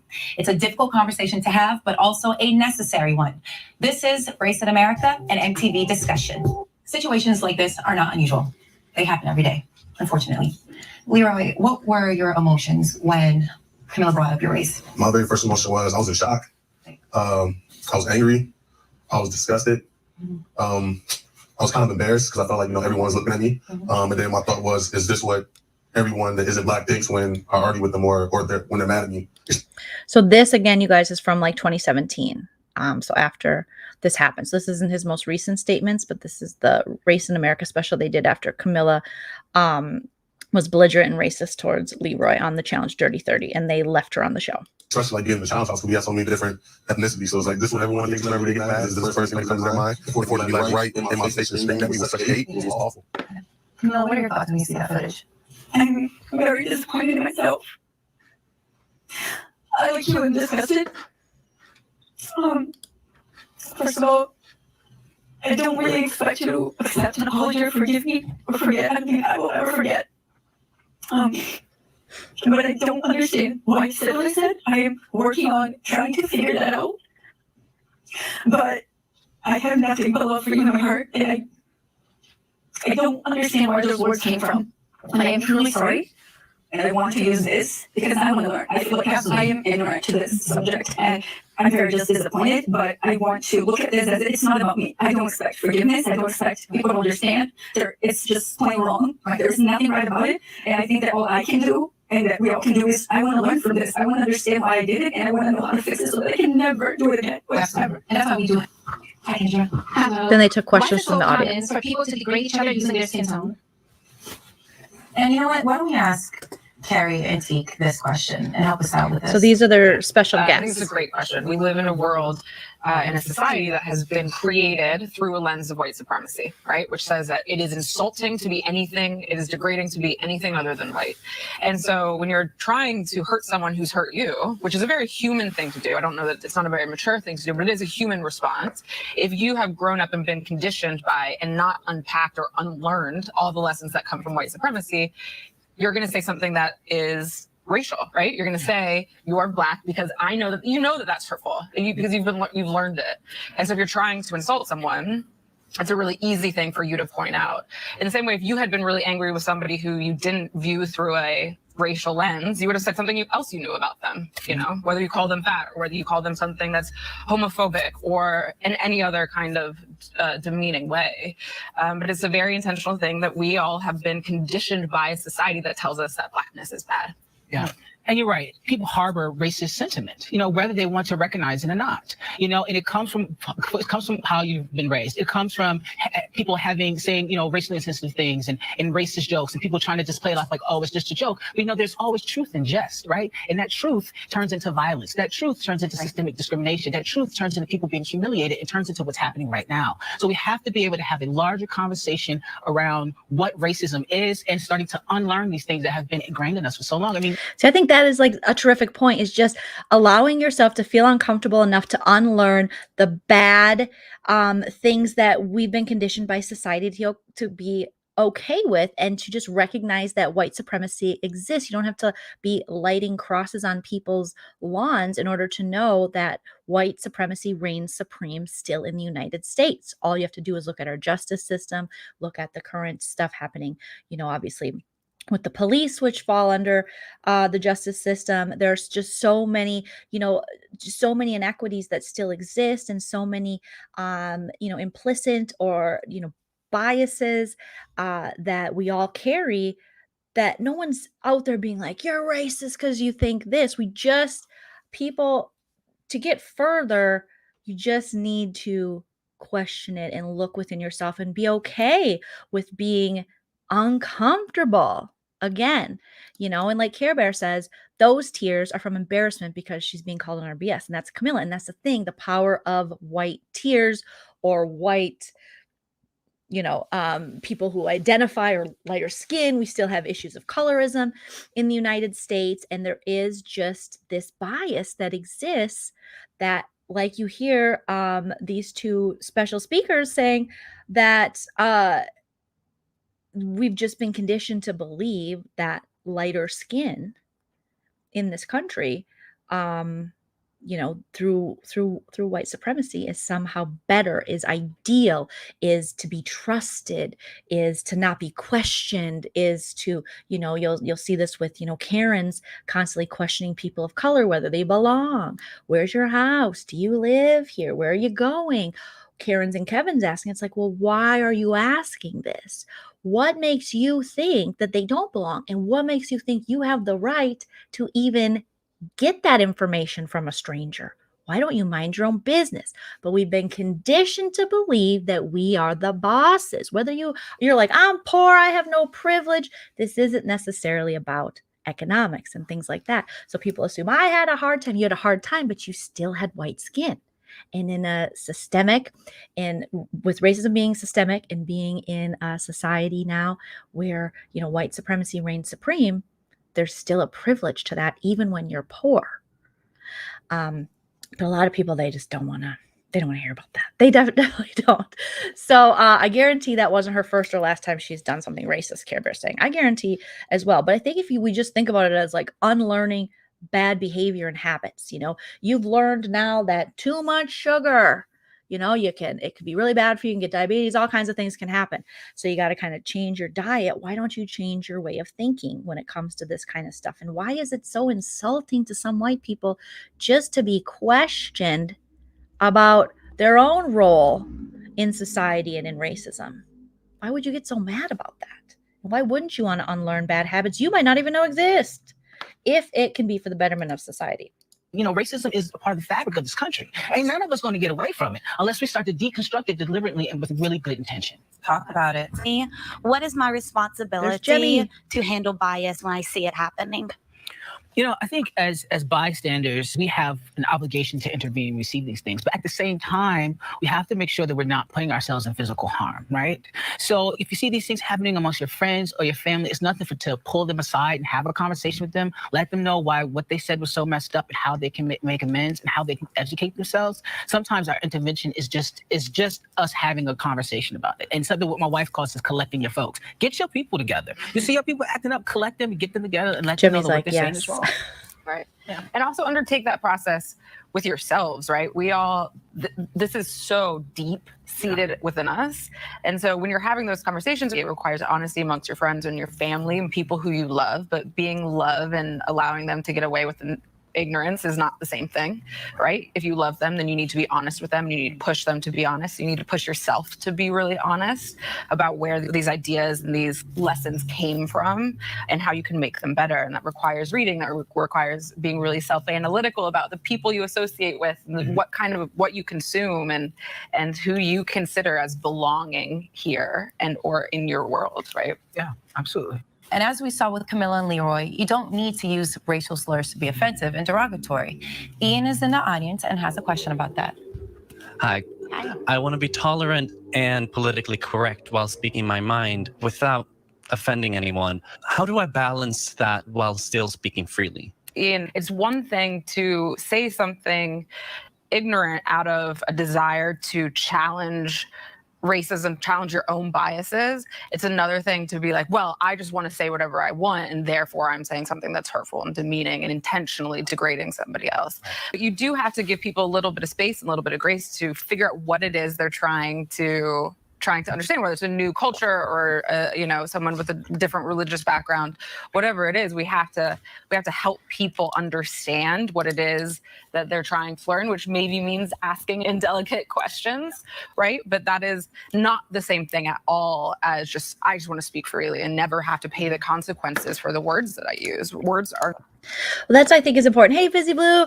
It's probably morning where you are, or you're up very late. I think what she's saying is so important too, is that a lot of people, you hear a lot of white people and will say things like, oh God, I can't, it's just so much. I can't talk anymore. Everything's PC. It's not about being PC, just holding yourself accountable and understanding that words do have power, because think in your own life, the words someone can say to you, as they were bringing up earlier, that can hurt you. The things that someone can say, that they do it intentionally to hurt you, whether they bring up your weight or something like that. If they use the color of your skin while they are saying something negatively about you, that would definitely hurt, especially when you're already coming from an oppressed community where that has been used against them, from everywhere to, buying a car to where you live, in the justice system with the police. So I think that is very important to point out. It's not about being fucking PC. We keep pushing this cancel culture and PC, and yeah, some people get freaking canceled. But it's really, someone said, I think it was Bobcat Goldthwait, is that his last name? Hilarious comedian, obviously, a legend. But he said, it's not cancel culture, it's accountability culture. If you say fucked up shit, you can't just, the problem is white people for a long time, we've had full reign to just say kind of whatever we want when it comes to other races. And we say it's a joke, it's this, everyone's so sensitive, it's PC. And now that we're being held accountable, we're actually our own cancel culture, because we want to cancel everyone who wants to hold us accountable. And we want to cancel every method people have out there that are promoting and encouraging us to understand our own bias and understand our own prejudice and our own racism that we might have. We want to cancel them rather than looking inside and feeling just a little bit uncomfortable. So I just love these two. And I think they said one of, I don't know if it was him or her, they worked for the maybe Obama administration. But this is again from 2017, but it's so poignant and so right for 2021. Is that what damn season? I was gonna say, that's what season we're in. Is that what year we're in? Just hearing it explained. I mean, it's laid out for you so nicely. This isn't an attack on anyone. This is just saying this is a systemic problem. And unless we all look at our own role in the system and are willing to be cognizant and change and grow and evolve, then it's going to remain a really bad system. And everything negative we saw over the weekend, whether it's Kyle Rittenhouse, and is that his last name? Someone in the chat was like, what do you think about Kyle Rittenhouse? I think Lulu was saying that. And I think Kyle Rittenhouse sets a horrible precedent and it's a very, it's such a slippery slope, because I do understand that unfortunately we cannot get on the same page federally when it comes to gun laws and legislation. And it's a state by state thing. And in Wisconsin, technically, I think he wasn't breaking the law.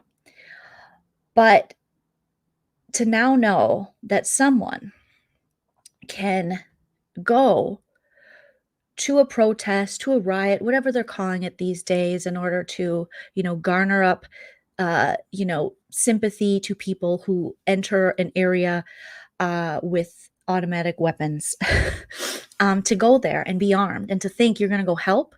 Are you going to remove the graffiti with the AR-15, Kyle? What are you going to do other than make it worse? And the fact that his mother drove him there is disgusting. And the fact that if you look at, in the United States, the amount of black men and black children, black boys who are killed for holding Skittles or toy guns or reaching in their pocket or merely walking down the street.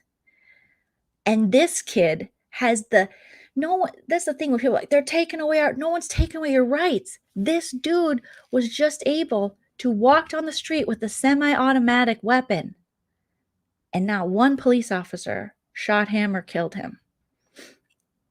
Black men have been killed in this country repeatedly in huge numbers for far less, for being in the wrong neighborhood that people think they don't belong in.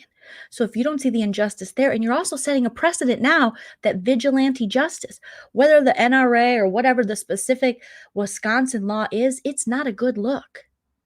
If this were a black child, let's say it was, because Kyle was 17 when it happened, let's say it was a 17-year-old kid, but he was black and he had shown up, he would not be given the same kind of freedom that Kyle was given walking down that street. You will never change my mind and give me an instance of this in the United States of America where a black man can walk down the street, have his gun license, and have an automatic rifle and be completely safe and not attacked by the police. That doesn't happen. Kyle's privilege is seeping off of him, but the NRA now and some of these Republicans and Marjorie Greene Taylor dipshit, they're all about propaganda, and they're all about, there's just no heart. It's all a political game. Matt, whatever his name is, the guy who was allegedly dating and paying for trips with a 17-year-old, now wants to like run with him. This Kyle kid, it's they want to make this a thing because it fits, their major donors.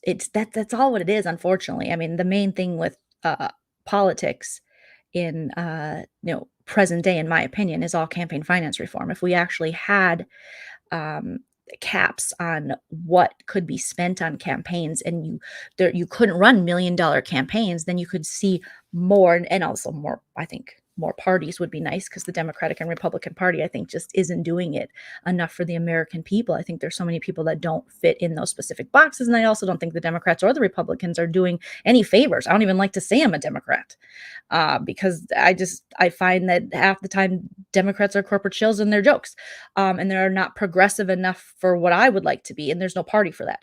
But mostly campaign finance reform is something that is so dangerous because we don't have it. And so we continue to see the uber rich running the companies or the country. And if they're not rich, then they're bought by corporations because that's the special interest that has funded them. Even though we stop small things like lobbyists can't take you out for stuff anymore, but large corporations can still buy into your campaign to the point where you are no longer voting and being a representative for your constituents. You now are bought and paid for by Google or Jeff Bezos. And we find that, these millionaires, billionaires are not paying any taxes, and these large companies are not paying any taxes, and big pharma reigns supreme. So then you elect someone and you think, oh, this person is going to have my back. They're going to, look for their constituents, whether it be a state legislator, state representative, or on a national level. But then you got to look at, who invested in their campaign. Who do they owe? So they're kind of just playing with whoever gave them money instead of looking out for people. That's why in 2021, we're still, not to dumb it down, but we're still dealing with so many environmental issues and oils. You think there'd be no freaking oil spills in 2021 after everything we've seen and done? You would think these companies and these corporations, like just in my home state of Minnesota, 3M is able to freaking poison the waters. There are lakes you can't swim in anymore because they're dumping their waste and disgusting shit in there. And these agencies that are supposed to protect us, unfortunately, they're failing us in a lot of ways. So I do understand that part of society that is like, question government, question our leadership, because but these same people then are the people that go all in on certain people and go all in on the Trumps and the new, Trump Republican, which I don't think I've ever fully been a groupie for a politician. There's been politicians I've really liked, but to see how much a lot of Americans have become a cheerleader and a groupie and a super fan to these politicians, it's just, you got to always look at them with a critical eye. you know? So it's there's a lot of things that are fucked up in the United States. And for any, conservative that will watch, and I know I have conservative Leen Team members, this isn't a knock. I think both parties are to blame in a lot of ways for a lot of things we have going on. But unfortunately, the vested interest, the people that pay into the campaigns of these politicians are the ones that are reaping these benefits, and it comes at the cost of American lives and American freedom. So you think you're free, but you're not. Corporations in this country seem to be far freer than any of us, whether we be Democrat or Republican. The judge was biased. Lulu says that's the thing. It's not a Democrat or Republican party. It's innately a United States issue. It's, again, our system is fucked up. The same way our system is messed up with race, and the same way that racism is systemic is the same way that corruption is systemic in our political system, unfortunately. Democrats and Republicans have all been bought and paid for. Why do you think there's such a push not for other parties? And you're told if you vote green or you vote outside, let's say you vote libertarian or I don't know, any other thing out there, it's a waste of a vote. You're throwing away your vote. No one should ever tell you you're throwing away your vote, but they will, because the Democrats and Republicans, divided we fall. United we all win, divided we fall. So they want to have us sitting fighting each other as Americans. And I hate you because I love Trump. Well, I hate you because I love Hillary or whatever, And it's like, when really, if you Americans, if we were smart enough to come together for the betterment of our country, we probably agree on a lot more shit than we disagree on. If we quit treating these leaders like they're some kind of rock star or something. I mean, they all suck. We really don't get good choices. So I don't know. But coming back to this, in particular in the Kyle Rittenhouse thing, I just think it sets a very dangerous precedent for vigilante justice in the future, and that people are just going to show up, and it's just so American. It's exactly probably what I imagine other countries see of America, which is just the wild, wild west and us running around shooting each other, and we need our gun rights because I got to protect my home and whatever. But I mean, if you're watching a 17-year-old kid go down, where people are protesting the killing of the unjust killing of a black man in Wisconsin, and you see this kid show up with a gun, that shouldn't be something that's applauded. He should be at home. He should be at home doing his freaking homework. He should be at home doing anything else than there by himself with the AR-15 to do what? To do what? And we have all the, arguments for, one of the guys he kills was a pedo, one of the guys was a domestic abuser. I'm not saying I'm just saying, look at the precedent you're setting. Look at that. It's okay for you to show up, and we're all just going to show up with guns. We're all just going to shoot each other. But this is the same group of people that love the police. And when you say Black Lives Matter, they say police lives matter, blue lives matter. Well, then why not respect that organization, the police that you love so much, and let them take care of this? Why are you going out there, Kyle Rittenhouse, with an automatic rifle strapped to your back like you're going to do something? Don't you respect the police? And that's their job. That's the government agency we pay through our tax dollars to keep us safe, to take care of things. So why would you go against them? You're just making their job more difficult, really, by being out there with your AR-15. I think that's what it is. So let the police that you love so much, if you trust that they can handle it, why are you out there? You want to help them? It's not going to help them. Having a child with an automatic weapon who has no training? Maybe you have a little bit of gun training, I don't know. But you don't have police training. And we already know that our police training, we need to really clean that up as well. So there's just so many issues with that, where I think a lot of people who might be more pro-gun, they will think of this as a win, but it's not a win for anybody. It really isn't, if you think about it. Because now when this happens, where was Kyle Rittenhouse for that already happened before then, but where are the Kyle Rittenhouses of the world for the insurrection to go protect the country there? Can you imagine if a black man or a 17-year-old black kid showed up to the insurrection with an AR-15? I don't even want to imagine that, because I know exactly what would happen. And it would be horrible. So Kyle Rittenhouse is the luckiest kid and is showing the most privilege and is showing exactly what's wrong with the United States. And it's horrible. It was the news, obviously it's always horrible, but it's been really horrible. So let's see. Mason said he went there with the intent to harm other people because he brought no non-weak. Yeah. I mean, a peaceful these are the same people that are like, how dare Colin Kaepernick? Speaking of which, I think Nessa, I think she still dates him, who's hosting this thing we're watching on MTV. The same people who say Colin Kaepernick taking a knee is a slap in the face to America. Him peacefully protesting what you want us to do. So let's just keep it in terms of left versus right or whatever. So when someone on the left, the right's like, you don't riot, you can do nothing. You can do nothing. If you protest, you're goons. You riot, you're goons. You peacefully protest, you're a goon. You understand the message you're giving is saying, we just don't want to hear from you. You can't do anything. Because Colin Kaepernick peacefully took a freaking knee. And some of these people made it seem like he spit in the faces. They made it into a military thing when it had nothing to do with the United States military. They equated it to a flag and then to people's military service and as a disrespect. So there's no way. So then are we saying Kyle Rittenhouses of the world can show up when Colin Kaepernick is taking a knee? But now what happens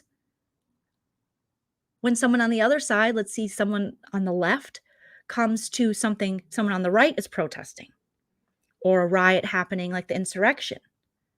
Are they going to say the same thing, that it's okay? That they come with an AR-15 and then they end up killing people because those people have guns as well? So everyone's just going to kill everybody? This doesn't make any sense. Oh, okay, let's see what you guys are saying. I cannot imagine dropping off my 17-year-old in the riot zone. His mom must be bananas. B-A-N-A-N-A-S. I can't even. I always got nervous every time my kid left the house with friends. The thought of him going to a damn riot would leave me Yes, you stay away from that. That's what your police handle, right? Systemic racism will always allow for people to be able to get away with these crimes. Yeah, unfortunately. So let's listen to a little bit more of this because I just loved the education they were giving us. Are incredibly important. They're very powerful. They're the most powerful tool we have, and they are loaded with meaning. And so we cannot be lax about how we use them and how we deploy language, right? I love that. I think it's important to always ask delicate questions. If you don't know, just ask. Sometimes we think or say racist things and we don't know where they come from. Turns out we can absorb biases from those around us without even knowing it. This is called implicit bias. Carrie, can you help us, break it down for us a little bit? Sure. So implicit bias is the set of views or beliefs that you have that you're not aware of, that you're unconscious, that you haven't actively learned, but you've passively absorbed from your broader society, right? And so if we have a society that values some people more than others, or if you live in a community where you haven't been exposed to many different types of people, the messages and values or assumptions that you make about the people who are different than you usually come from the media. We know that media has a very biased and distorted depiction of non-hetero, straight, cis, white people, right? And so if you're constantly only seeing negative images of Black people, if you're constantly only hearing negative things about immigrants or about people who are different from you, that's what fills in your knowledge of who those people are. And you have to work really hard then to unlearn all of this stuff. Teaching young people how to advocate for themselves. The burden shouldn't be on us to fix other people's racism, but that's often how it happens, right? And so how do we insulate each other and how do we learn with each other about, hey, if this is something that happens to you, here's how you can positively push back. Yeah, yeah. And I think also it's important to understand that there's a difference between intent and impact, right? You may not have intended to say something that was racist or sexist, but you did. And that's the impact you have. And that's the place that you have to sit and you have to push. Once you push past this place of comfort is when we start to change. I wanted to talk to you a little bit about the differences between young generation. So I think that's really important. And what we talked about earlier is just pushing past the place of comfort in order to change. And also understanding that we really are a sponge and we absorb, when people say conditioned, a lot of the times you're conditioned to things you don't even know you're conditioned to. So leave your ego out of it and stop thinking that for some reason, they're trying to tell me I did something. Sometimes it's things you don't even realize are there. But if you just continue to ignore them, that's not going to help the problem that is so systemic. And that's not doing any good in the world. So just allowing yourself, letting your guard down and saying, listen, no one's attacking me as a white person. No one is saying I did this on purpose, but I recognize that there's an inequity. And if I'm not recognizing that, why am I not recognizing it? Could it be because I'm benefiting from this stuff? And am I afraid maybe, whether consciously or subconsciously, that somehow recognizing that I might lose these benefits?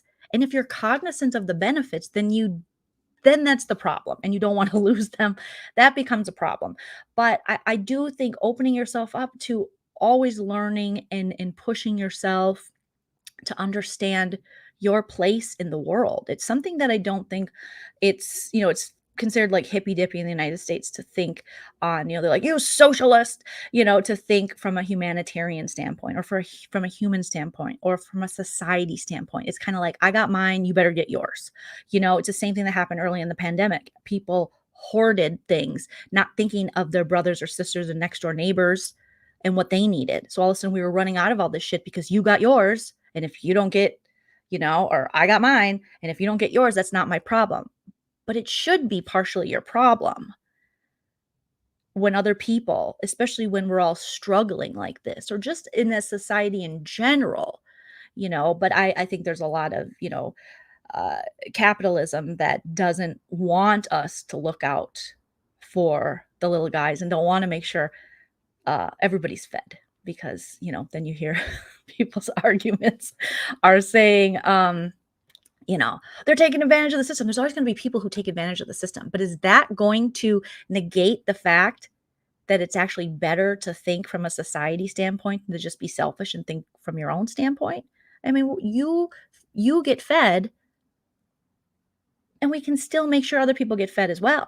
But the problem is we have such hungry hippos in the United States who aren't paying their fair share and don't give a shit and have gross income and the discrepancy, the economic discrepancy is so great when so many people are struggling. So I think that their points are just, it's so, I feel like it's something we could do. In an older generation when it comes to biases. Right. I think the surprising thing is, so check it. There was a study that came out a couple years ago in the Washington Post, right? And it said that white millennials had almost the identical anti-Black views as baby boomers, that there really wasn't a lot of change. And then recently there was another study that came out that showed that so many, the overwhelming majority of white Americans abhor white nationalists and don't endorse neo-Nazis, but 1 out of 3 share the same views.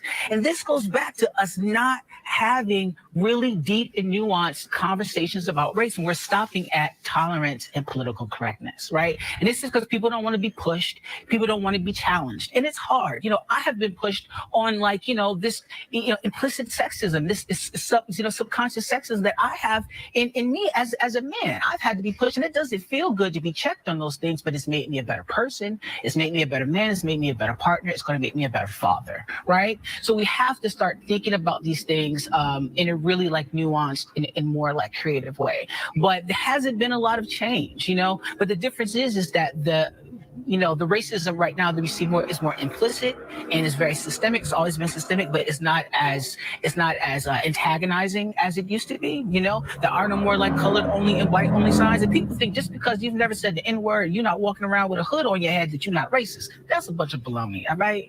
So we have to kind of just take it a little deeper, and people have to push themselves to be back. Hi, race relations in this country are pretty tense right now. Do you think it's because we're not taught to appreciate and recognize these differences? And how can we better educate the people about this? I think that they've always been bad, right? I think that because the way that we communicate has changed and the world has gotten smaller, that you see it now in a fundamentally different way. But this country has never had a national reckoning about the centuries of racial terrorism, race-based terrorism that have existed in this country.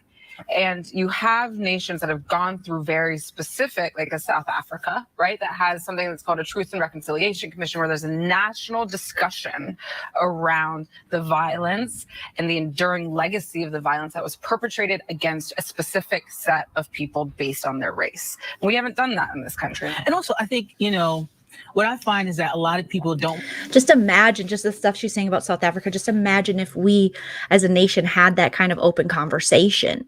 I mean, even the thought of any kind of talk about race in our schools has caused for I mean, uproar. People internalize it. They say that's the problem. I just listened to. I want to tell you guys what podcast I listened to, because this podcast was amazing, and it showed just how, and it was, I believe, a city in Texas, how we are so afraid to even talk about it, to say it, because we feel like it gives it life. But guess what? It is living and it is thriving, and us not talking about it is actually feeding it even more. And that's the saddest part is, okay, so, sorry, it's the South Lake podcast, if you guys want to check it out. It's only 7 episodes, and let me just get to the main page here. But if you guys haven't listened to it,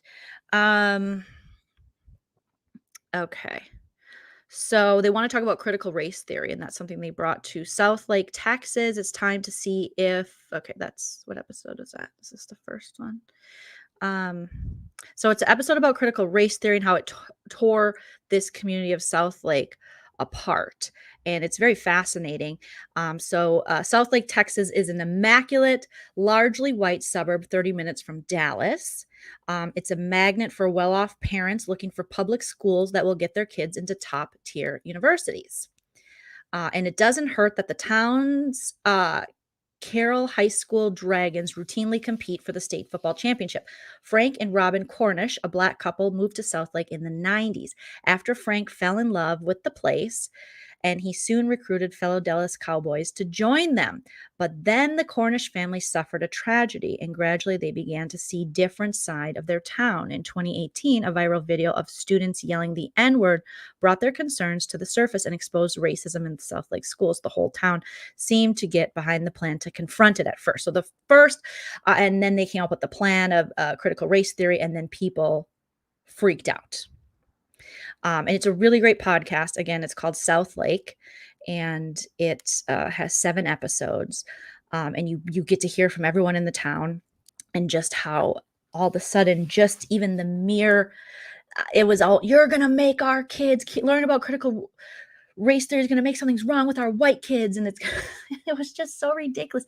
The parents are ruining it for what I think, because what, we know about racism is that it is a learned behavior. No child, no baby, no newborn is born into this world hating people because of the color of their skin. That just doesn't happen. It's all nurture and not nature. And whether it be, like we said, blatant, like this gentleman is talking about, it's no longer just you're wearing a white hood and you're burning crosses in someone's front yard and you're a part of like the KKK, or you're a part of some kind of, white, well, I guess the white nationalist, but you're a part of some kind of racist, blatantly racist organization. It's so much more nuanced than that, but we don't want to talk about that. We think, well, someone will say, I've never said the N-word. I don't say this. I don't do that. So I'm fine. That's what you'll hear like white people say. But why then are we so afraid of merely the idea of talking about and teaching our children about critical race theory? I mean, we do know through the history, if we're actually, teaching what happened through history, is like, this woman said, it is based on racism and centuries of oppression, and just, learning a little bit about slavery, and then a little bit about the Civil War, and Abe Lincoln is the king, is the savior, and then you move on. that's it. It's like the Chris Rock joke. I always go back to it's like the Chris Rock joke, but he's like, when you know, Black history, the only thing you learn in American Black history is Martin Luther King. And through history, like Martin Luther King, and he would say, you know, they'd ask him in class, like, what's the capital of Zaire? And he goes, Martin Luther King. Who's the woman who wouldn't give up her seat on the bus? And he goes, that's a hard one. Martina Luther King? Like, sorry. The Chris Rock obviously delivers a lot better, but he's like, you just hear MLK nonstop, but we only take, but again, we look at it through a white lens, and we only take certain aspects of Martin Luther King's quotes and out of these very long speeches. And then we take the I have a dream, and we say that we will no longer see color. And then we're like, that's the answer. Let's not see color. Then we'll all be okay. And we just learned that is not the answer, because that's, again, saying that merely pointing out that someone's skin is black is a bad thing, which is feeding into the white supremacy in our system. But this podcast is great because just the idea that these white parents, that their children would learn about critical race theory, they lost their shit. And initially it was going to be fine, but then you had the pandemic and you had other things going on.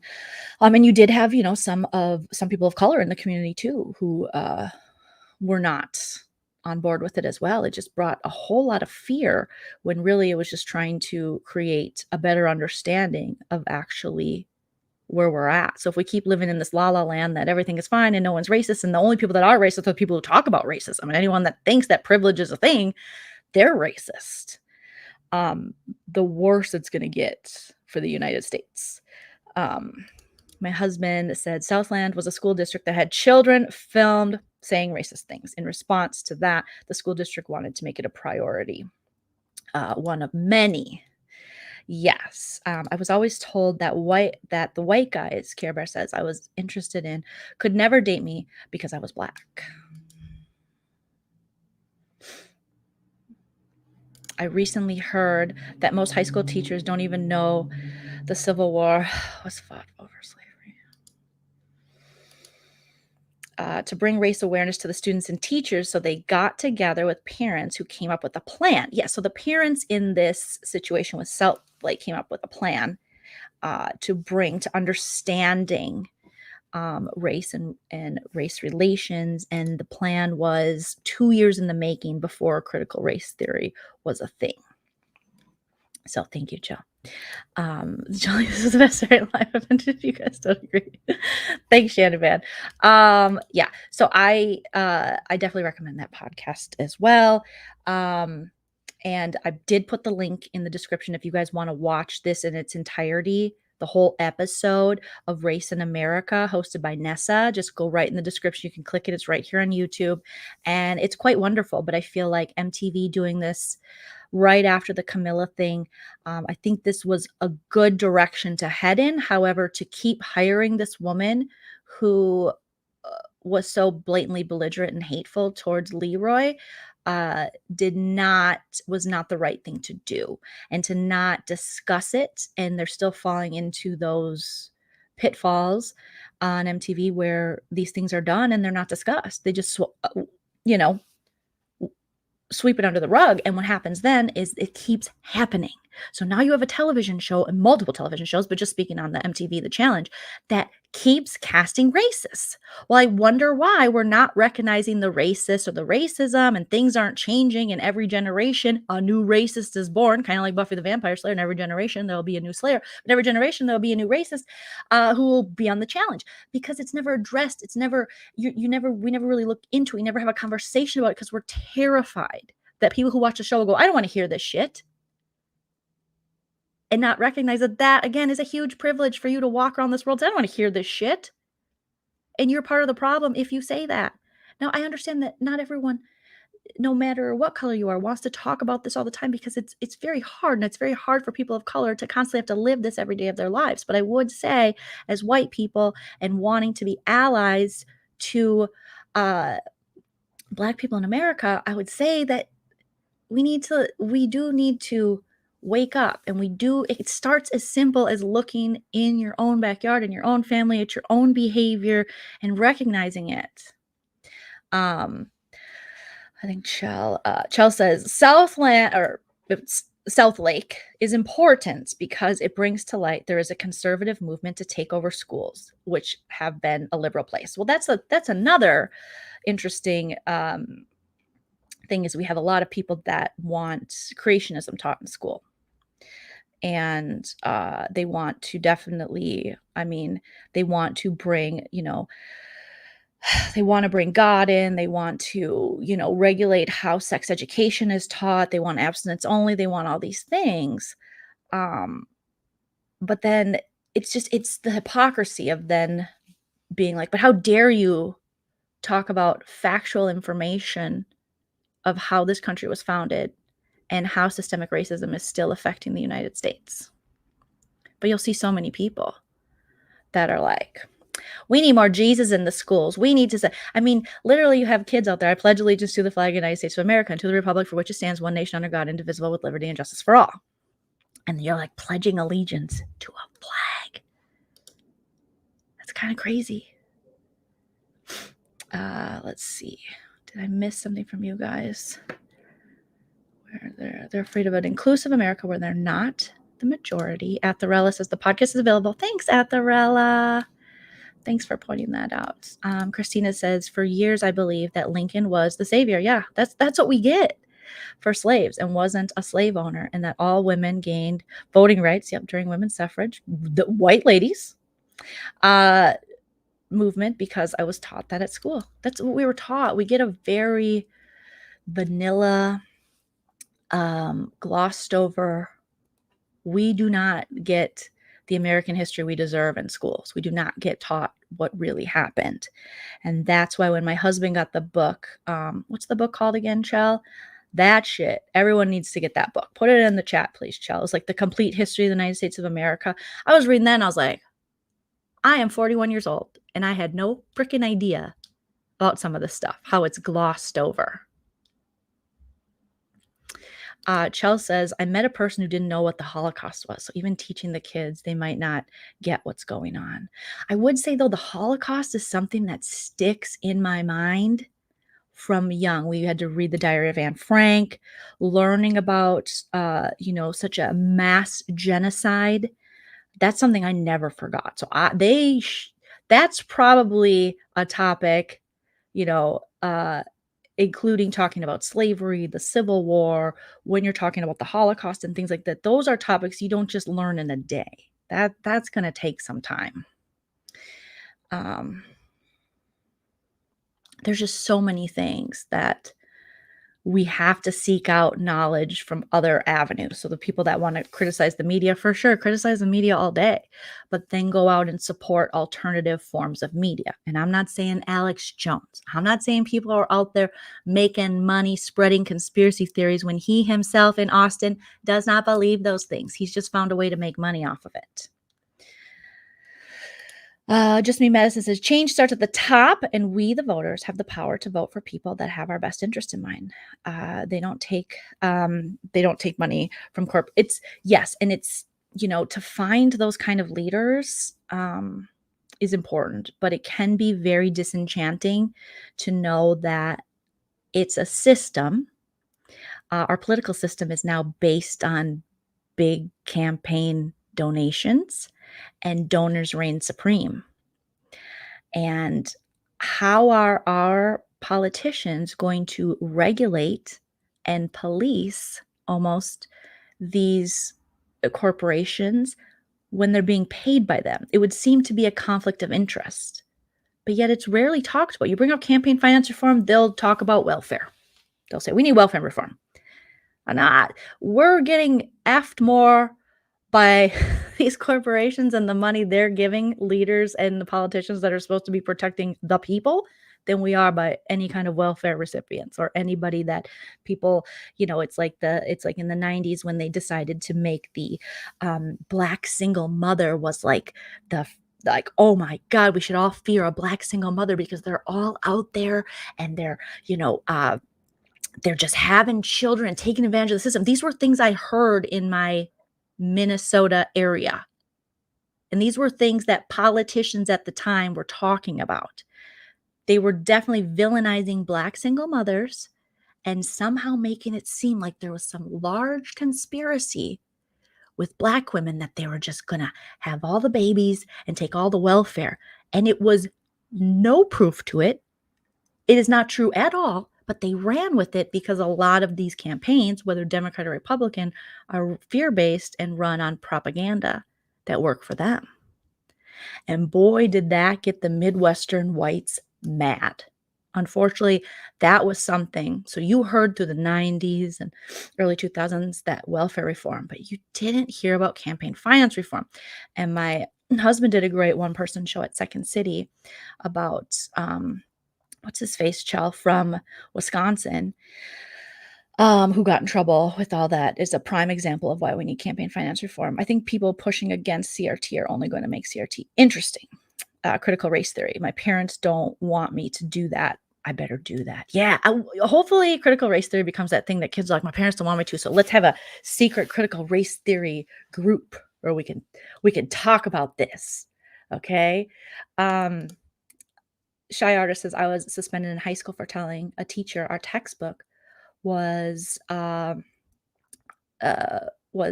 a false narrative. My mom went to the school and cut up because I was telling the truth. When you see these TikToks now of kids there was one kid and he was so upset and he was like, you're not even teaching us, you're not even trying, you're not even doing this. And he got in trouble. And I was like, if these children are calling you out because they want a better education and you're going to punish them because they feel like you're dialing it in and they're not getting, like Shy Artist is saying, the real history, they should be pissed. It is our job to teach them. That is your job. That is what, that's ridiculous.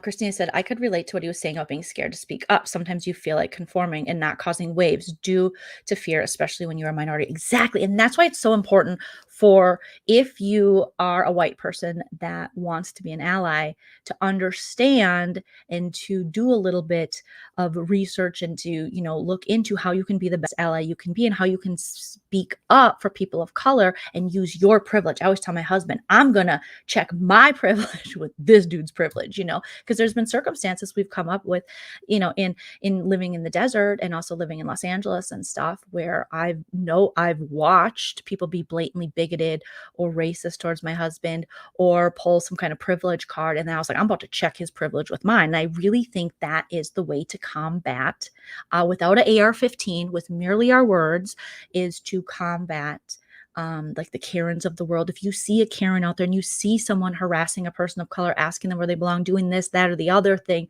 you step up as a white person. And I know that's not the easiest thing. Not everyone is confrontational, but if you can, be that voice, because a lot of times you hear these stories like Christina sharing, you're already, like in Leroy's situation on the challenge, he's already getting, he's already getting pointed out as, you're different, you're bad. That's what Camilla was doing to him. So he already feels the embarrassment. Like, there's all these things. Nobody would like that. That's a horrible, horrible feeling. And in that moment, I feel like so many of the white cast members could have stepped forward. And I get she's belligerent and she's a ticking time bomb, but Johnny Bananas throwing a balloon, a pillow at her was not enough. There's more that we can truly do if we want to kind of make it better. Let's see. We can thank Mitch McConnell for Citizens United. It put our politicians up for sale. How does that man? I do not know. Getting reelected. Mitch McConnell is the damn devil. He's the damn devil. The damn devil. Oh my God. There's a place 30 minutes from where you live that still burns crosses and has parades. No joke. That is not surprising, unfortunately, but disgusting.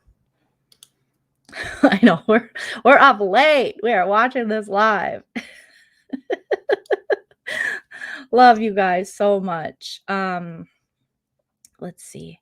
Okay, so going back, let's listen to what this gentleman has to say. And I love how he incorporated in, even sexism. And I think that there's a lot of ways too in which, men, if you really want to advocate for women and you really want to create a safer space, because this weekend, trigger warning, just so you guys know, trigger warning.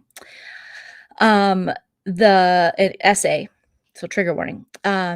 Zach Stacy's story came out and the footage was shown. And if you want to see a video, Busy Blue did a video about it, and I heard about it through Busy's video.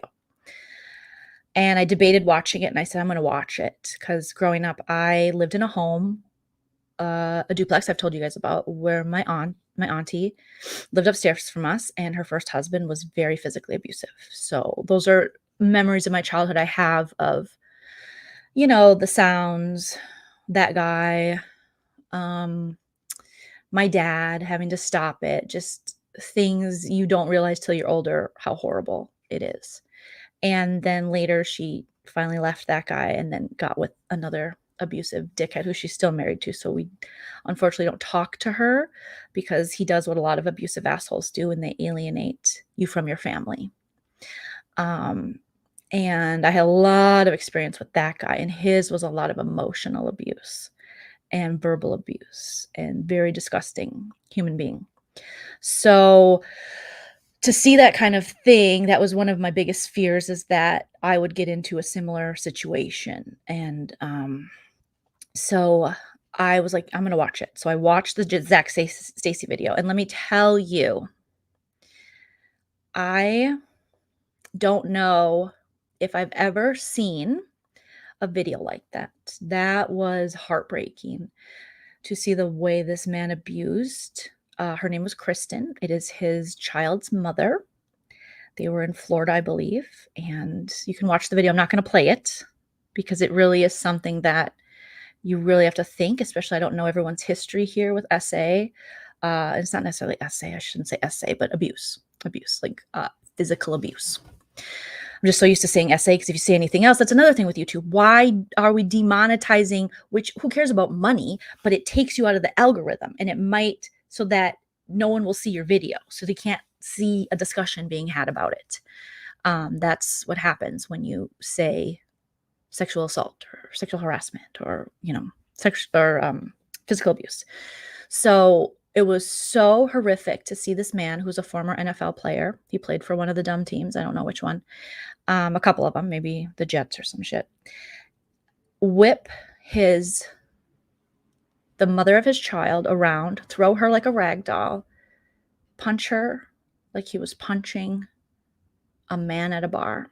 And to watch this woman she went into a response I can only think was severely trauma-based, and it was just to do whatever she needed to do to get him to stop. So she was very eerily calm, because if you've been in a situation like that with a man, I've had a 250 plus man in my face threatening me, standing over me, and I was the calmest I'd ever been in my life.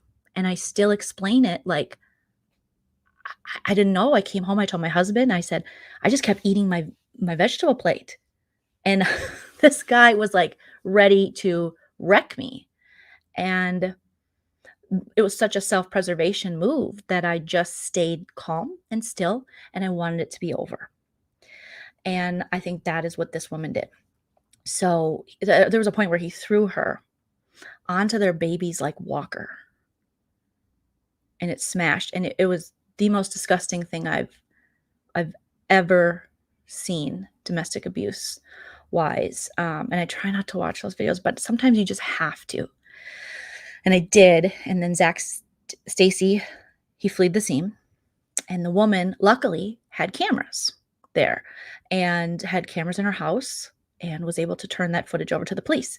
But first, she had reported abuse from him to the police, and nothing was done. And it wasn't until they saw video footage, because unfortunately, when everyone says, well, why don't women say anything? Oh, why don't women come forward? This is why we don't come forward, because you want all the proof. I'd say the proof is enough to, you show up, the TV's broken because you threw her against it. The child's walker's broken because he threw her against it. She's beat the F up. There's your proof. There's your proof. We have this burden of proof that hangs over us, and all the doubt hangs over us, because there are men out there that believe that women are going to. We just had it with the baby. Some people, he recorded his baby's mother, Danny Lay, you know, he had asked her to leave, and then it went into the next day and the cops came, but he put her on Instagram Live and basically embarrassed her and shamed her. And I don't know a ton about their relationship, but I do know that if the woman you're with just has a baby and she's feeding your baby, the last thing you want to do is go on Instagram Live and kick her out of your house. You probably want to handle that privately and make sure the baby's safe and treat her with a little bit of respect because you chose to have a baby with her. And she said on the live, we just had sex again last night, but he was saying you're a side chick and all these things. So we saw with him that people were like, well, I'm glad he filmed it because you never know. She could have just flipped the script and said he did stuff that you didn't do, because that's what women do, because they want to make it out like women are somehow just these big liars. We just love lying about abuse. It's just our favorite thing to do, and it's not. So finally the police set out a warrant for him, and he was allegedly being held maybe by some of his friends, and then he took a plane back, contacted a lawyer, and the police, I think, met him at the airport. He was arrested. He went to court, and the judge was considering allowing him a bond of $10,000 because his lawyer said he's not a rich man. And he said, okay, if you turn in your passport. Zach Stacy said, my passport's in my car in Nashville. It's like, well, can someone get it for you? And he couldn't. And they still, I think, last I heard, because I started following the woman that Zach attacked, Kristen, on Instagram, because she was providing, updates and things. And I think he was going to be bonded out for $10,000. I would say he's a flight risk. So you should not allow him a bond of $10,000 that is easy for him, whatever percentage he has to put forward, to be out in this world. And how are these women supposed to sleep at night? It's almost more of a burden for women to report this shit and to go through this effed up justice system that's providing no justice than it is to just let it keep happening. So that's why why'd you stay so long? Because I didn't want to go through all this and the public scrutiny. And if you read the comments on Twitter, it will make your stomach turn. The people that are saying, watching a video of her getting beat by this man and say, she's too calm. I don't know. How would you be? Have you never heard of trauma responses? I mean, I get it. My husband says, don't read the Twitter because it's all trolls, but still, it is very, very disheartening. So now I think he might be bonded out. There's just too many. There's too many times that the justice system fails women. There's too many times that the justice system fails people of color, Black Americans. And there's definitely a lot that needs to be fixed and a lot of things that need to be done, because situations like what happened with Zach Stacy, and we see this a lot with any kind of time you have men in power. There's a lot of men in power that end up doing really ugly, disgusting things. We see it in Hollywood. We see it in professional sports. We see it in politicians, leaders, things like that, because somehow we have decided that the more money or the power or the prestige you have, you are less accountable to be a human being and to not be a complete monster. And Zach Stacy, I mean, the headlines we're reading, Zach Stacy allegedly assaults his baby's mother. Allegedly. It's a video. That judge that bonded him saw the video that consisted. We've seen horrific videos of women, whether they date musicians or, married to them or athletes, Congress people. We've seen them get punched out in elevators. Just horrific things. This man stayed beating her up. He kept it up. And that judge watched that and still thought, I'm going to let him out on bond. There's no justice in that. Someone that could be that cruel and that calm and then elude the police after the warrant's out and the video's been shared is not someone you trust with a bond. It's not someone you let go. So when you have women who are incarcerated for the rest of their life for defending themselves against their attackers, against their abusers. We have a justice system who will lock them up, and then 20 years they might get a documentary made about them. We go, oh, we let her go. I guess he was abusing her. I guess that was a thing. But then you have these men who, at one time had power, a little bit of power, have some money now, had some money then. And we're like, no, I think, we don't want to get involved. We see this too often. Obviously there's a market for the abuse of women. Unfortunately, it's a very profitable market because we see it happening on all the murder shows are women. There's some dudes. And in that, sometimes in my stand-up, I'm like, gosh, finally some justice, But mostly there is a multi-million, maybe billion-dollar industry of crime and violence against women and children that is very popular and that we all watch. I'm guilty of watching all the Datelines, but I don't know if that has been good for us or if that's desensitized us as a society from, seeing the true impact and having true human empathy for these women who are just so afraid to leave, to move, to do anything. Because look at this woman. We have a video of her getting beat, worse than I've ever seen anyone get beat before. Not fight back, stay calm, say, please stop, please stop. And you have people out there who are questioning her motives, not his, hers. You have a judge who watched that whole video, which I think was like a minute or longer, maybe longer, who says, he's not a flight risk. I trust him. You trust him? You trust a man? Then let me not forget to remind you that the baby was present the entire time, was on the couch. And at one point, he grabbed something near the baby, which could have knocked the baby off the couch, to hit her with. And the baby was crying. The baby witnessed all of that. Those are your formative years, that time between birth to 3 or 4 years old. You remember those things. Those are things that stay with you. It's a very important time. That the way that baby felt, that violence, somehow that is going to be packed in to that baby's psyche, to their memory. And now they'll have to see it because it's on the internet, So it's crazy. And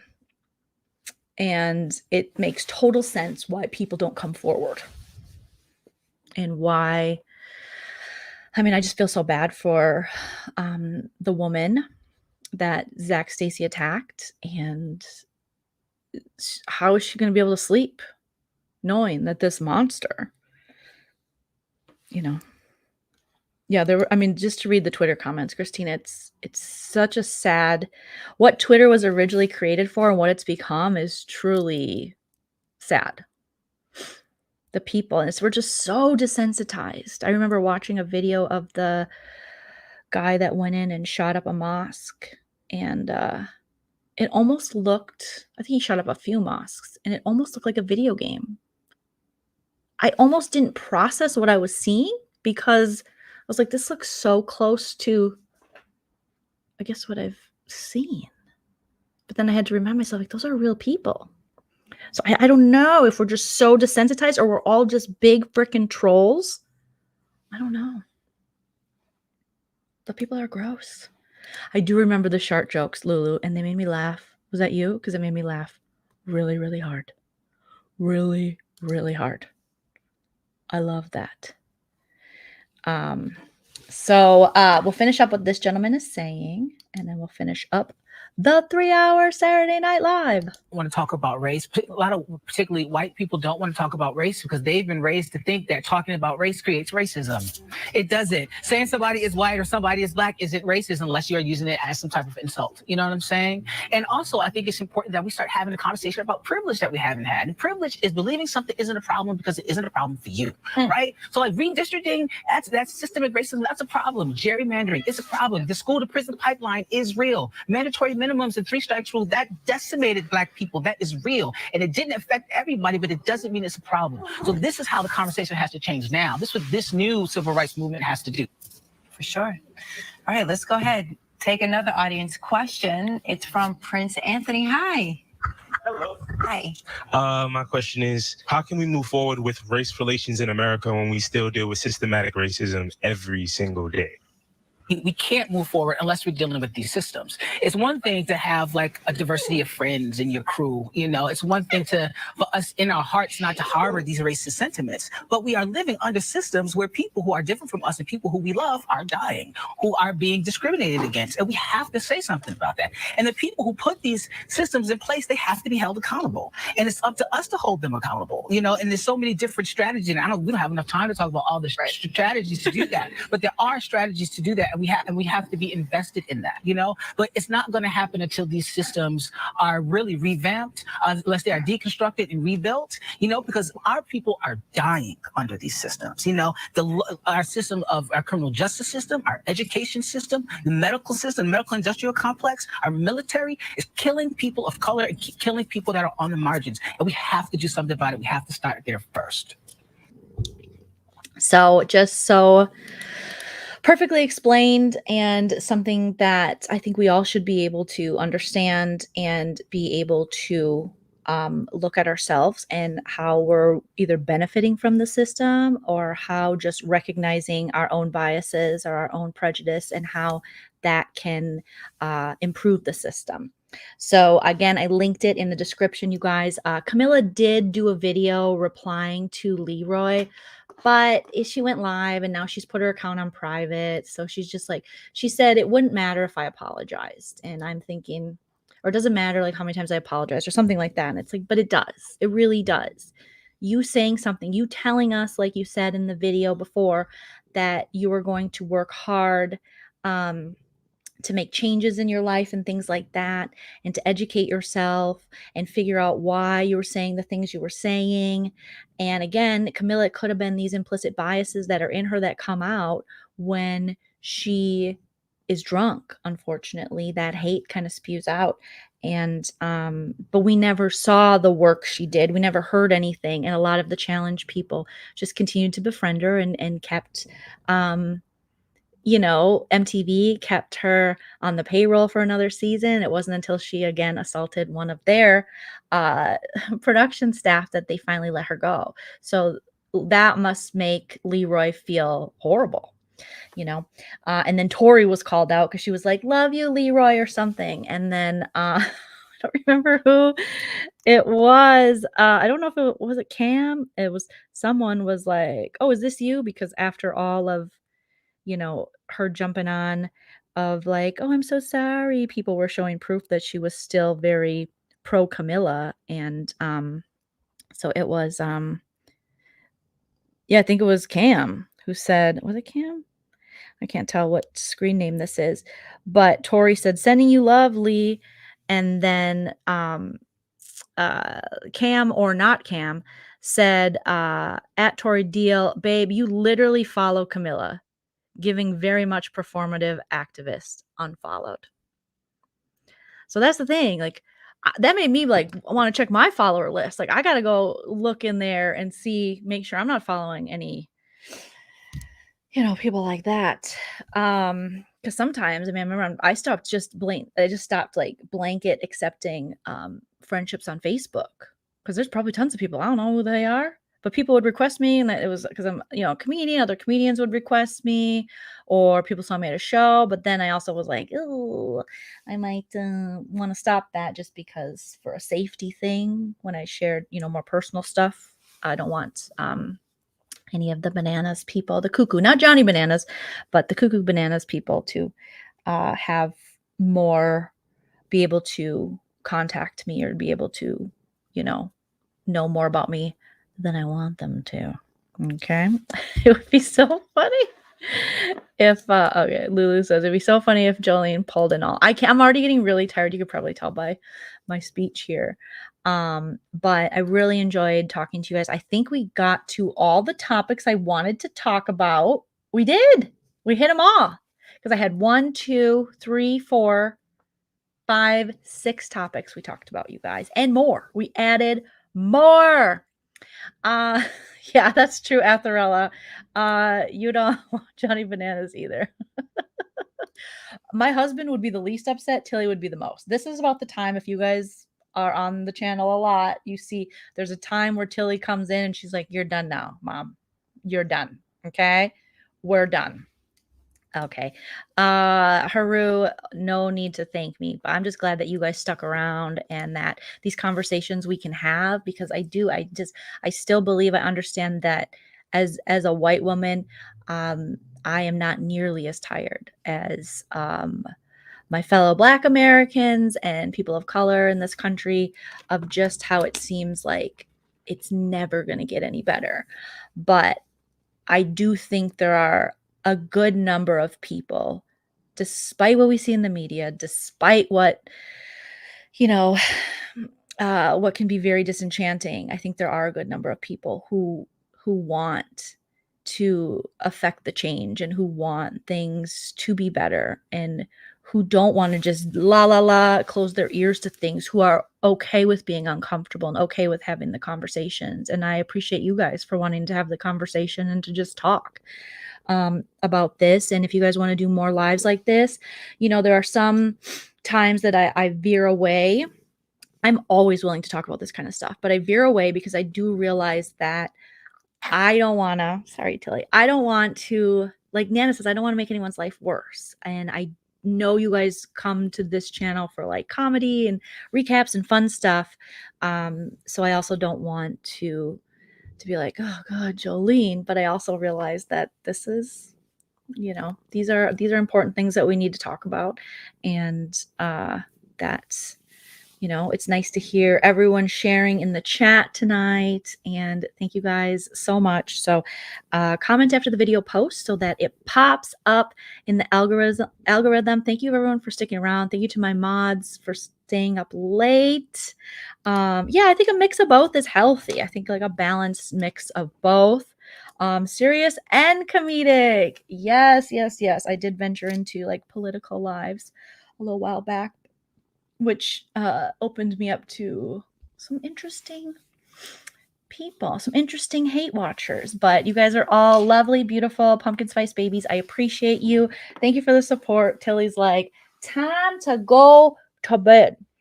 Time to go to bed, you guys. Have a wonderful rest of your Saturday. I might come back live tomorrow for some other like pop culture-y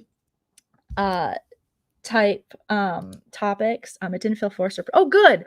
I never want to feel like preachy or gross or come off that way. Motor City Nerd, shout out to you. Thank you for the super sticker, you guys. You guys' support means the world. Seriously, take care of yourselves, protect your energy. Remember, comparison is the thief of joy.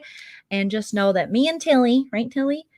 She's right here, that we hope you have a wonderful night, and maybe I will see you tomorrow. If not, I will for sure see you on Monday for 90 Day with Nana. Good night, everyone. If you like what you see,